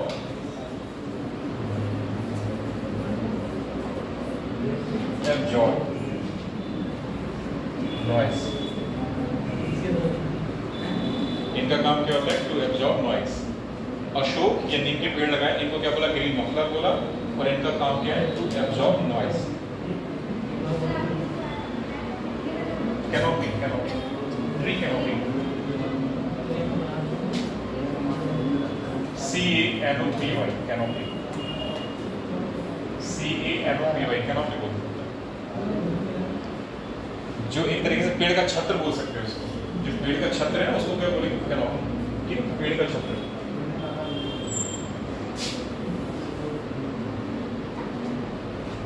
ओके, तो ग्रीन मफलर क्या होते हैं, जो पौधे लगाए जाते हैं रोड के दोनों तरफ, उन्हें ग्रीन मफलर बोल दिए। उनका काम क्या हो गया, टू एब्जॉर्ब नॉइस, ध्वनि को अवशोषित करना, यानी शोर, खासतौर से शोर को अवशोषित करना। तो एक ग्रीन मफलर, ये स्कीम लॉन्च की गई थी गवर्नमेंट ऑफ इंडिया के द्वारा, मतलब भारत सरकार के द्वारा अपनाई गई थी। मफलर का काम होता है बेटा, मफलर यहाँ पे ये होता है मफलिंग मटेरियल। मफलिंग मटेरियल का क्या मतलब होता है, यहाँ पे ध्वनि यानी कि शोर को अवशोषित करने वाले पदार्थ क्या कहलाते हैं, मफलिंग पदार्थ कहलाते हैं। ठीक है, मफलिंग पदार्थ किन्हें कहेंगे, जो शोर को अवशोषित करेंगे, ठीक है, या उच्च तीव्रता वाली ध्वनि को अवशोषित करेंगे, वो क्या कहलाते हैं, मफलिंग पदार्थ कहलाते हैं। ठीक है, तो अक्सर देखा होगा कभी कोई भी अगर एरोप्लेन है उड़ रहा है, यानी उड़ने वाला होता है, टेक ऑफ करने वाला होता है, तो वहाँ पे देखा होगा कोई एक पर्सन खड़ा होगा, कान में कुछ लगा के, राउंड सा हेडफोन टाइप का लगा के दिखेगा। वो एक्चुअली क्या होता है, मफलिंग मटेरियल का बना होता है। ठीक है, क्योंकि उसकी तीव्रता इतनी ज़्यादा होती है, अगर वो उसको नहीं लगाएगा तो जो वाहन यानी कि जो एयरक्राफ्ट है या एरोप्लेन है उससे निकलने वाली ध्वनि की तीव्रता से क्या होगा, उसके कान के पर्दे तुरंत फट जाएंगे। तो वो हेडफोन लगा रहा होता है जिससे कि हेडफोन टाइप का होता है, वो किसका बना होता है, मफलिंग पदार्थ का बना होता है, और वो क्या करता है, ध्वनि को अवशोषित करता है, इसीलिए ताकि उसके कान का बचाव हो सके, कान के पर्दे का। तो क्या कहलाता है, मफलिंग मटेरियल कहलाता है। ठीक है, तो इसे ध्यान रखना।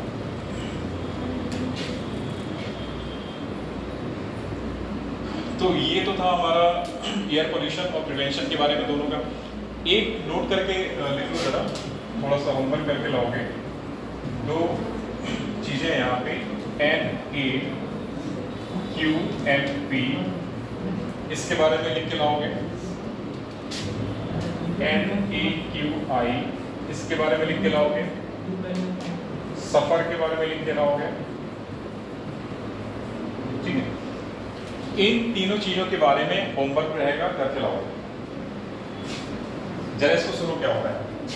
National air quality monitoring programme,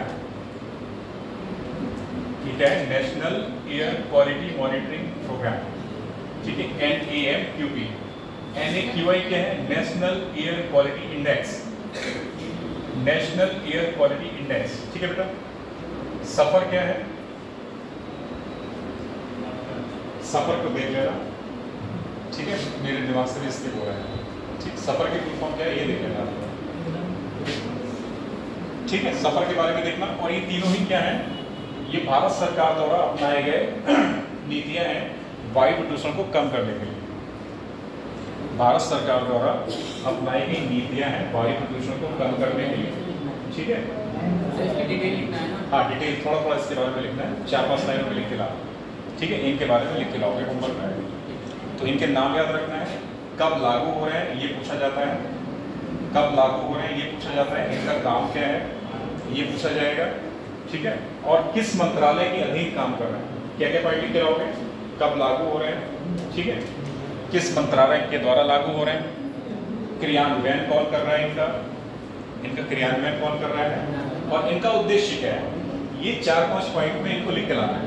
ठीक है बेटा, 4-5 पॉइंट में इनको लिख के लाओ। मतलब लागू कौन करा रहा है, इनको लागू कौन करा रहा है। एक हमारे एक बॉडी है CPCB, नाम सुना है, CPCB, CPCB, central pollution control board. CPCB का नाम क्या है, सेंट्रल पॉल्यूशन कंट्रोल बोर्ड।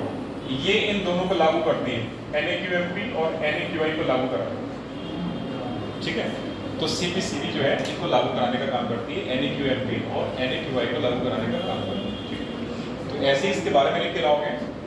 इनके लागू होने की तारीख क्या है, कौन से मंत्रालय के द्वारा इनको लागू किया जा रहा है, किसके द्वारा इनका क्रियान्वयन किया जा रहा है, और उद्देश्य क्या है। इन 4-5 पॉइंटों में इनको लिख के लाना है। ठीक है, चलो ये होमवर्क है। हेडिंग डालो, green house effect, green house effect.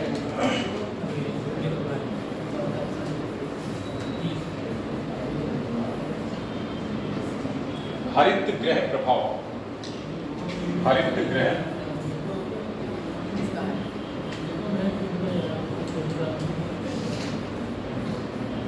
हरित गृह प्रभाव।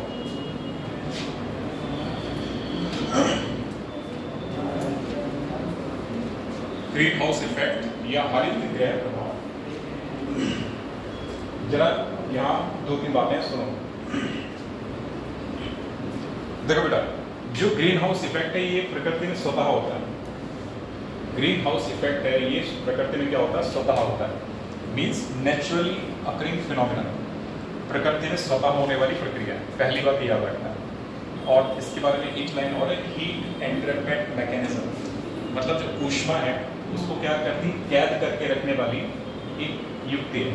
ऊष्मा को कैद करके रखने वाली युक्ति क्या है, ग्रीन हाउस इफेक्ट। तो सबसे पहला पॉइंट क्या है, प्रकृति में स्वतः होने वाली परिघटना। दूसरा, ऊष्मा को रोक कर या कैप्चर करके रखने वाली मैकेनिज्म। ठीक है, तो 2 बातें यहाँ पे क्या हो गई। पहली क्या है, नेचुरली अकरिंग फिनोमिना है, naturally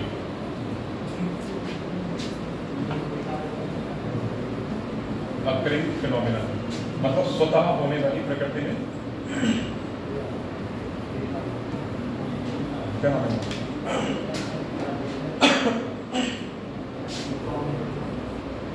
heat entrapment mechanism, heat entrapment mechanism. Entrapment का मतलब होता है बेटा कैप्चर करना, कैप्चर करना मतलब उसको रोक के रखना, जाने ना देना। जालसाजी एक टर्म आता है हिंदी का, जालसाजी बोलते हैं एंट्रैपमेंट को, जालसाजी इस्तेमाल होता है। दो बातें यहाँ रहेंगी। पहली बात नेचुरली अकरिंग फिनोमिनन है, प्रकृति में स्वतः होने वाली प्रक्रिया है। और दूसरा क्या है, हीट एंट्रैपमेंट मैकेनिज्म है। ठीक है, क्या होती है जरा देखते हैं इसको। लिख लो दोनों पॉइंट यहाँ पर।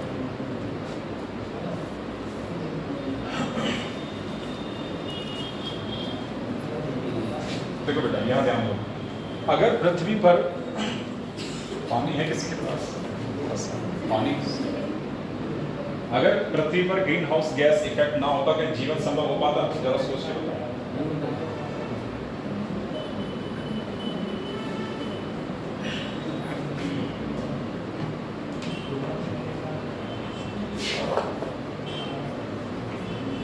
देखो बेटा, अगर पृथ्वी पर जीवन संभव, पृथ्वी पर ग्रीन हाउस इफेक्ट ना होता तो क्या पृथ्वी पर जीवन संभव हो पाता? नहीं हो पाता। देखो जरा इनको समझने की कोशिश करो।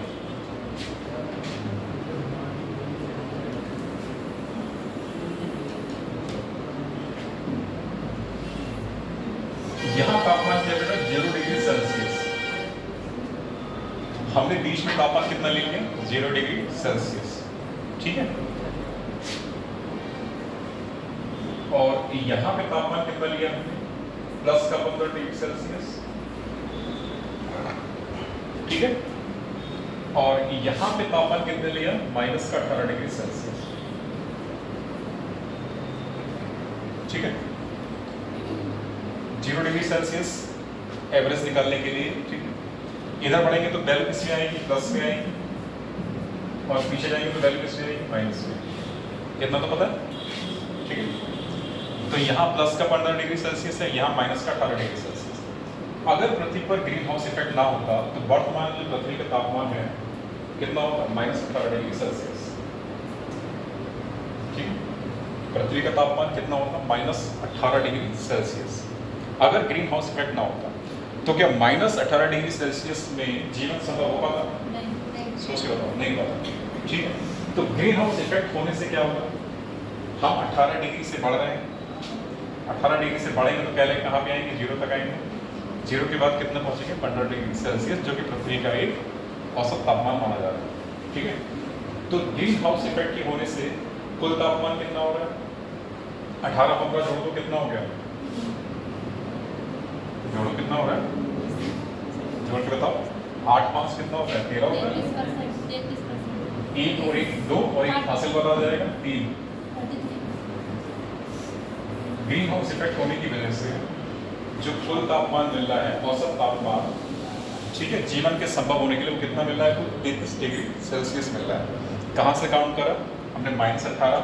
इसमें ये मत करना -18 और प्लस करोगे तो घटा दोगे, फिर घटाना नहीं है यहाँ पे, हम धीरे धीरे यहाँ से बढ़ रहे हैं। ठीक है, मैथ के टर्म में मत जाना कि हमने माइनस को, ये माइनस का है 18, ये प्लस का 18 तो घटा देंगे तो माइनस का 3 मिल जाएगा, तो वो वाला नहीं है यहाँ पे। ठीक है, हम धीरे धीरे बढ़ रहे हैं इधर पॉजिटिव होने की तरफ। ठीक है, तो कुल जो अंतर मिल रहा है तापमान का वो कितना मिल रहा है बेटा?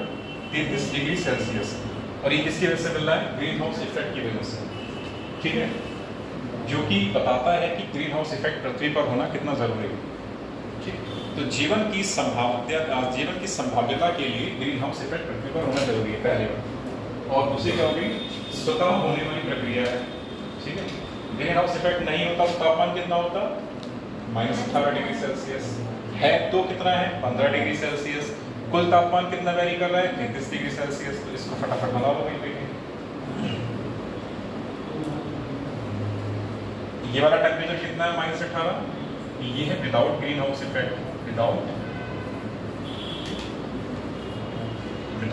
Green house effect.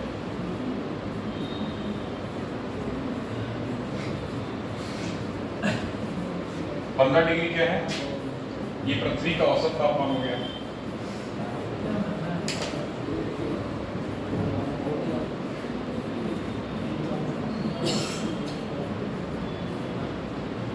ठीक है, और जो तापमान का कुल जो जोड़ निकल के आ रहा है, कुल औसत कितना हो रहा है, 33 डिग्री सेल्सियस निकल के आ रहा है। ठीक है, बनाओ।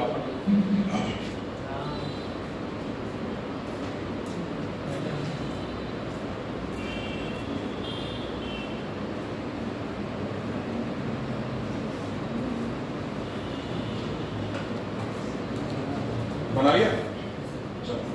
अब इसको ग्रीन हाउस क्यों बोलेंगे, जरा पहले इसको लिखिए।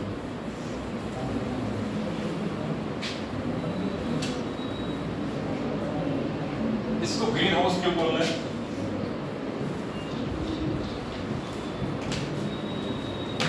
इसको ग्रीन हाउस ही क्यों बोल रहे हैं, इधर इसको समझना है।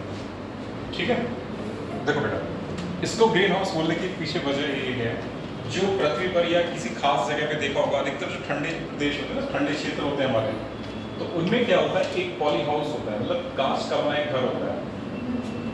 कांच का बना क्या होता है, एक घर होता है जहां हम क्या करते हैं, पौधों को उगाते हैं, जिसके अंदर क्या करते हैं, पौधों को उगाते हैं। ठीक है बेटा, तो ये एक तरीके से कांच का बना एक घर है जहां हम पौधों को क्या करते हैं, उगाते हैं।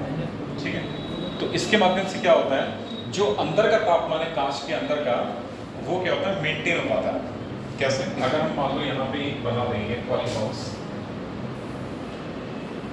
इस तरीके से कांच का घर बना दिया, ठीक है, और यहाँ क्या करोगे, पौधे को उगाना है। इस तरीके से अगर हमें कोई पौधा चाहिए,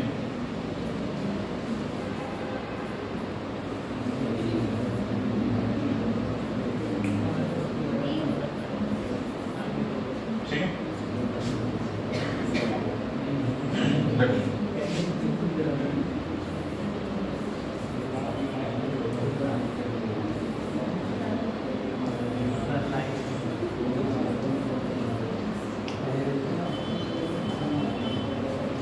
सनलाइट इसके अंदर आएगी तो, ठीक है, कांच का जो घर है, सनलाइट इसके अंदर आएगी तो, लेकिन वापस जो है यहाँ से जो किरणें या जो रेडिएशन है दोबारा वो वापस नहीं जाएगा, जिसकी वजह से क्या होगा, इसके अंदर का तापमान बढ़ता है।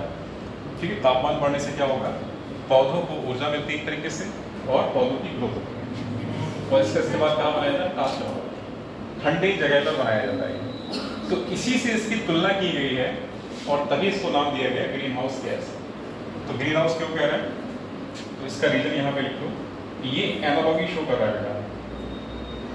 एनालॉगी का मतलब सदृश्यता, ठीक है, तो एनालॉगी शो कर रहा है, analogy to green house.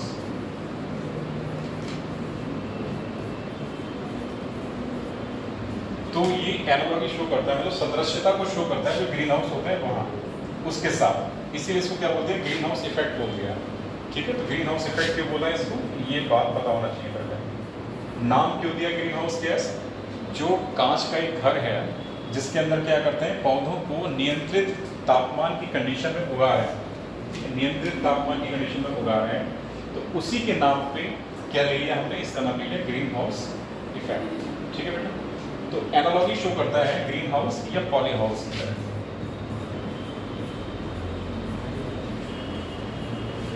Poly मतलब कांच का बना कर, पॉली हाउस की तरह, इसीलिए इसका नाम दिया हमने ग्रीन हाउस इफेक्ट। ठीक है, तो इतनी बातें लिखो पहले। अब जरा होता क्या ये,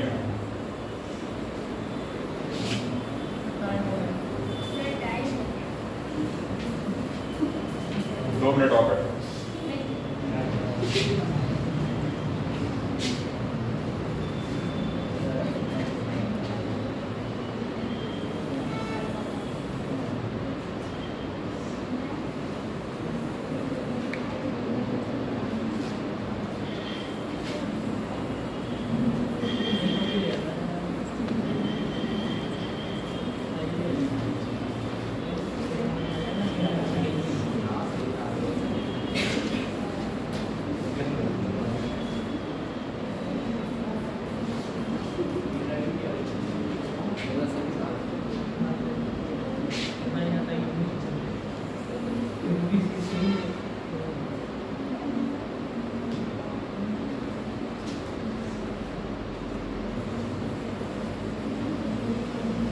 इसको बनाना है, बनाते जाओ साथ में, बनाना है साथ में बनाते जाओ।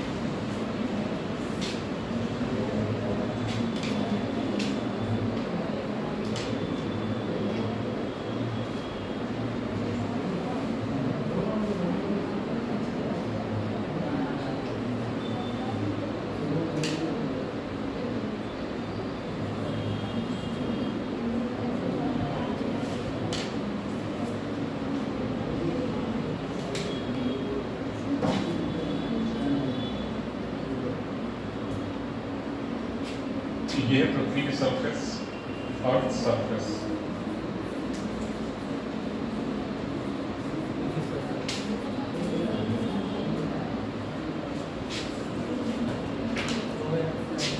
ये है GHG ब्लैंकेट।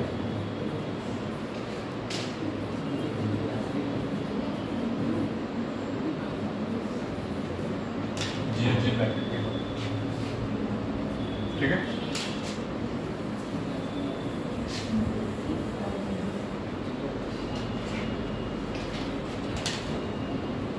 ये है रे ऑफ शॉर्ट वेवलेंथ,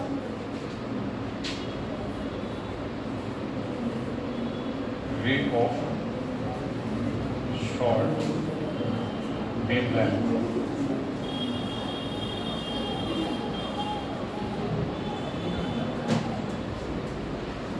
छोटी तरंगदैर्घ्य की किरण, ठीक है, हिंदी में क्या हो जाएगा, छोटी तरंगदैर्घ्य की किरण। ये क्या बेटा, ये वाली ray of long wavelength, ray of long wavelength।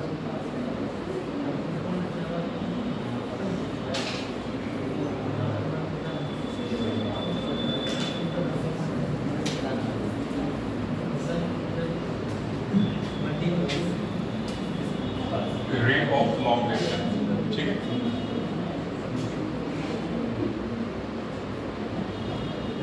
ये बेटा फॉलिंग रे, मतलब गिरने वाली, फॉलिंग रे।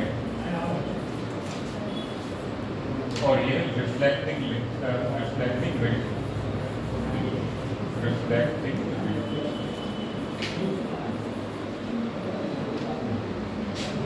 ठीक है।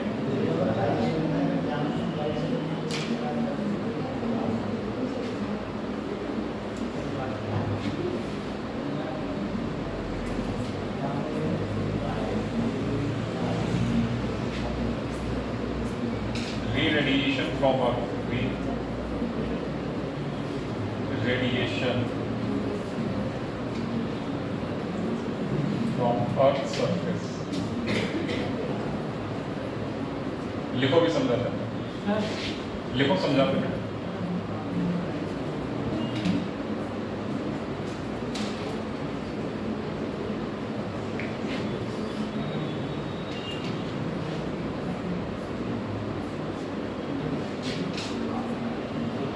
इसको लिखो,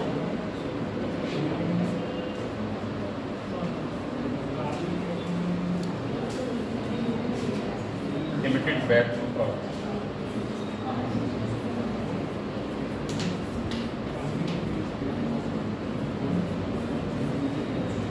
ठीक, और ये जो घटना हो रही है इसे कहना हमने कि ग्रीन हाउस इफेक्ट।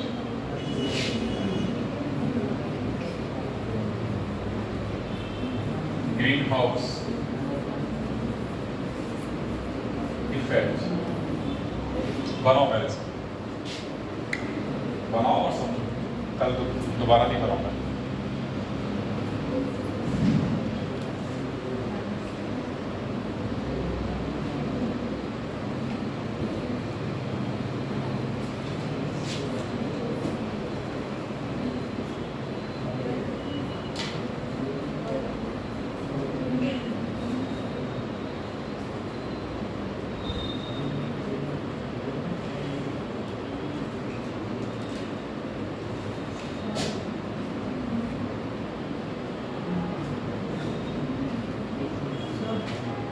जो रिफ्लेक्स होगा ऊपर जा रही है। पहले लिखो, बना लो पहले, फिर बना लिया। बन गया, सबका बन गया, नहीं। जल्दी बनाओ।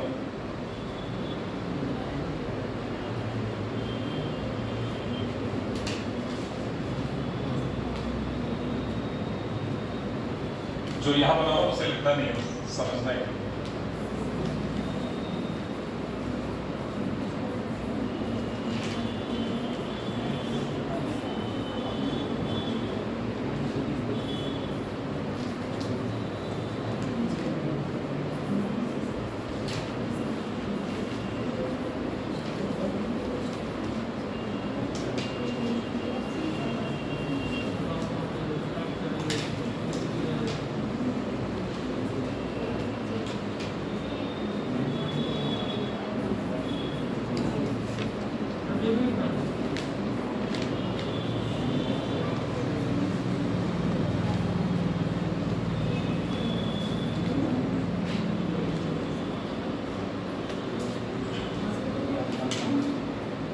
बन गया, सबका बन गया। देखो यार, ये बेटा स्पेक्ट्रम है, यानी कि सोलर स्पेक्ट्रम है। ये क्या है? Solar spectrum.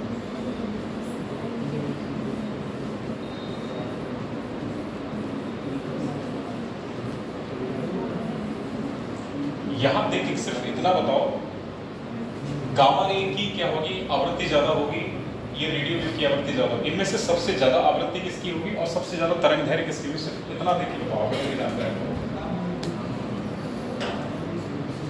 बेटा। तरंग आवृत्ति, मैं पहले आवृत्ति की बात कर रहा हूँ, फ्रीक्वेंसी। तो आवृत्ति किसकी ज्यादा होगी जरा बताओ? गामा। ठीक है, तो आवृत्ति किसकी ज्यादा होगी? गामा रेज की। और तरंग दैर्घ्य किसकी ज्यादा होगी? सबसे ज्यादा तरंग दैर्घ्य किसकी ज्यादा होगी? Radio wave. फॉर्मूला होता है V बराबर L लैम्डा। जरा यहाँ पे लिख देता हूँ, V बराबर L लैम्डा। तो N बराबर क्या होगा? V by lambda. ठीक है, सिर्फ समझना है, बनाना चाहना बना लेना बाद में। V क्या है? वेलोसिटी। N है फ्रीक्वेंसी मतलब आवृत्ति, और ये लैम्डा का साइन है। लैम्डा मतलब तरंग दैर्घ्य। ठीक है, तो अगर लैम्डा और आवृत्ति में संबंध देखा जाए तो एक दूसरे के क्या होते हैं? विपरीतार्थी होते हैं, अगर तरीके से। ठीक है, यानी कि इनमें संबंध कैसा बनेगा? इनवर्सली प्रोपोर्शनल का बनेगा। ठीक है, व्युत्क्रमानुपाती, जिसे हिंदी में बोलोगे व्युत्क्रमानुपाती। अगर फ्रीक्वेंसी बढ़ेगी तो लैम्डा घटेगा, लैम्डा बढ़ेगा तो फ्रीक्वेंसी घटेगी। मतलब जिसकी तरंग दैर्घ्य ज्यादा होगी उसकी आवृत्ति कम होगी, या यूं कहो कि जिसकी आवृत्ति ज्यादा होगी उसकी तरंग दैर्घ्य क्या होगी? कम होगी। ठीक है, बात समझ आ रही? तो यहाँ पे गामा रेज की क्या होगी? सबसे ज्यादा आवृत्ति होगी। सबसे ज्यादा आवृत्ति है तो सबसे कम वेवलेंथ किसकी होगी? यहाँ पे गामा रेज की होगी। ठीक है, रेडियो वेव क्या होती है? इनकी तरंग दैर्घ्य सबसे ज्यादा होगी तो इनकी क्या होगी? आवृत्ति सबसे कम होगी। लेकिन हम बात कर रहे हैं यहाँ पे IR की, इंफ्रारेड की, इंफ्रारेड की बात कर रहे हैं। ठीक है, तो अगर इनकी तुलना हम यूवी रेज से करें तो यूवी रेज की तुलना में इंफ्रारेड की आवृत्ति कम होगी या ज्यादा होगी? जरा बताओ सोच के। यूवी की तुलना में इंफ्रारेड की आवृत्ति ज्यादा होगी या कम होगी? यूवी रेस की तुलना में इंफ्रारेड की आवृत्ति ज्यादा होगी या कम होगी? कम होगी, ठीक है। तरंगदैर्घ्य इसकी ज्यादा होगी। अगर यूवी रेस की और इनकी बात करें तो दोनों में तरंगदैर्घ्य और आवृत्ति किसकी ज्यादा होगी? आवृत्ति यूवी रेस की ज्यादा होगी और तरंगदैर्घ्य किसकी ज्यादा होगी? इंफ्रारेड की, ठीक है। या यूं कहें इसकी तरंगदैर्घ्य कम होगी और इसकी तरंगदैर्घ्य ज्यादा होगी, ठीक है। इतना तो बस समझ आ गया। अब चलो यहाँ देखो बेटा, यहाँ जो सूर्य से किरणें आ रही हैं, मैंने लिखा कि ये रे ऑफ शॉर्ट वेवलेंथ, ठीक है। इनकी तरंगदैर्घ्य क्या है? कम है। कम है तो आवृत्ति ज्यादा। आवृत्ति को ऊर्जा से यहाँ पे कोरिलेट करो। जिसकी आवृत्ति ज्यादा है मतलब उसके पास ऊर्जा ज्यादा है। आवृत्ति को किससे कोरिलेट करोगे? ऊर्जा से, ठीक है। मैंने कहा अगर यहाँ पे रे ऑफ शॉर्ट वेवलेंथ मतलब तरंगदैर्घ्य कम है तो इसका मतलब ये अपने आप बता रहा है कि इसकी आवृत्ति ज्यादा है। अगर इसकी वेवलेंथ कम है बेटा, तरंगदैर्घ्य कम है, तो इसकी जो है आवृत्ति ज्यादा है। आवृत्ति ज्यादा है मतलब इसके पास ऊर्जा ज्यादा है। तो ऊर्जा ज्यादा है, ये टकराएगी यहाँ से, ठीक है। ये सीधे सीधे क्या होगी? ग्रीन हाउस ब्लैंकेट है, इसको पार कर देगी। क्यों? क्योंकि ऊर्जा ज्यादा है। बात समझ रहे हो? ये जो सूर्य से आने वाली किरण है, ये टकराकर जो ग्रीन हाउस गैसें हैं हमारी यहाँ, ये एक जगह इकट्ठा हो गई। ग्रीन हाउस गैसों के समूह या ग्रीन हाउस गैसों का संघनन यहाँ पे ज्यादा हो गया है, इसीलिए से क्या बोला? ग्रीन हाउस ब्लैंकेट बोल दिया। ग्रीन हाउस कंबल, कंबल एक तरीके से बोल दिया। ब्लैंकेट का मतलब होता है कंबल, ठीक है। क्यों बोल दिया कंबल? क्योंकि यहाँ पे ग्रीन हाउस गैसों का जमावड़ा हो गया, इसीलिए क्या बोल दिया इसे? ग्रीन हाउस गैस का कंबल बोल दिया, ठीक है बेटा। तो इसकी आवृत्ति ज्यादा है, तो आवृत्ति ज्यादा है तो ये कंबल को पार कर जाएगी, मतलब ग्रीन हाउस गैस को पार करके कहाँ चली जाएगी? पृथ्वी की सतह तक चली जाएगी, ठीक है। अब इन्हीं में से कुछ वेव हमने लिखी है रे ऑफ लॉन्ग वेवलेंथ, मतलब कि इनकी क्या होगी? तरंगदैर्घ्य ज्यादा होगी।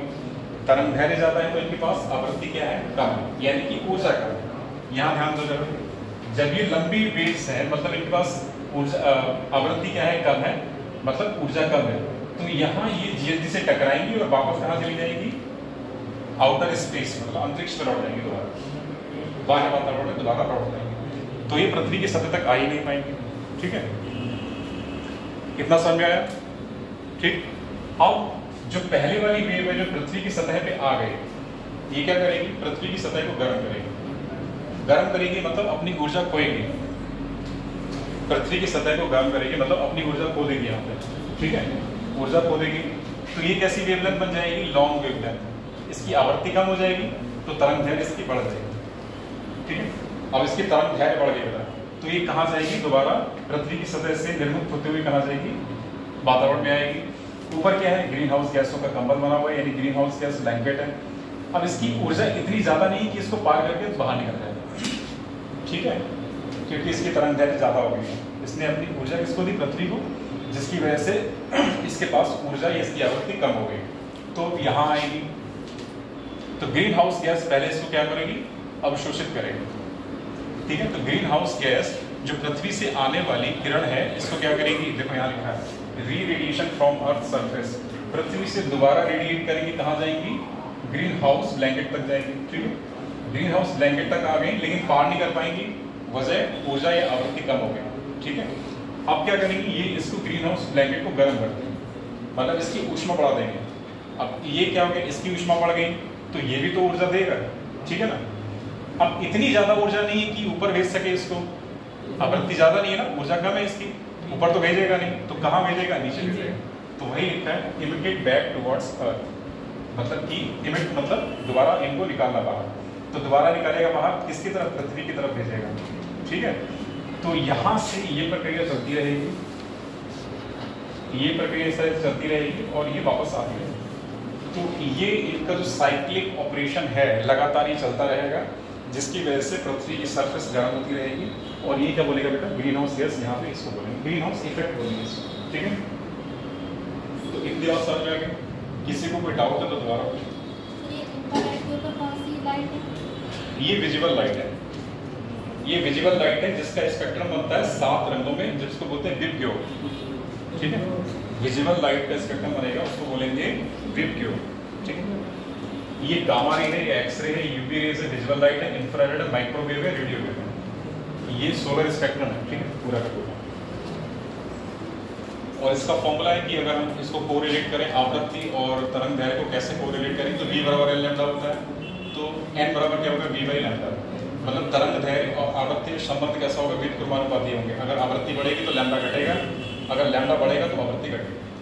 ठीक हो गया, तो इसके बारे में लिखेंगे कब, बनाओ उसके बाद।